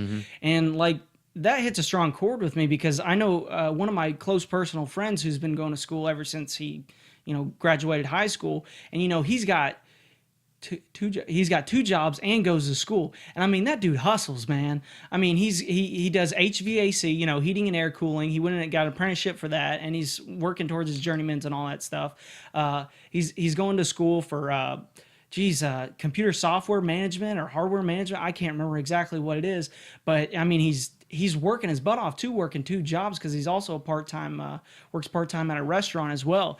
And I mean, he doesn't have a lot of free time, but it's just like he's grinding now, and I guess in maybe 10 to 15 years, I mean, I guess the investment that he puts into himself, Yeah, it you'll may see him pay at the off. top. You'll see I him at the hope, top, and yeah. guys with like drive like that do end up, Yeah. making it to the top because they have to keep going. Mm-hmm. They don't see any way back, and so I mean, more props to the people that can do that. I mean, it's different for everybody. Everybody's got different motivations and different struggles that they face, and you just gotta do what you can and hope that the choices that you make are the right ones. I mean, Yeah. do what you can, man. What are we at on time, man? Forever. Yeah. It's like 2.5 hours, something like that. We're All right, let's go ahead and call it then. yeah, we go ahead and call it. Guys. Well, hey man, it's been awesome sitting here and talking Yeah, to you. It was dude. the first time I got Thanks a for chance to coming in, actually Robert. No problem. Um, No problem. Nice having We'll you. definitely have to have you in again.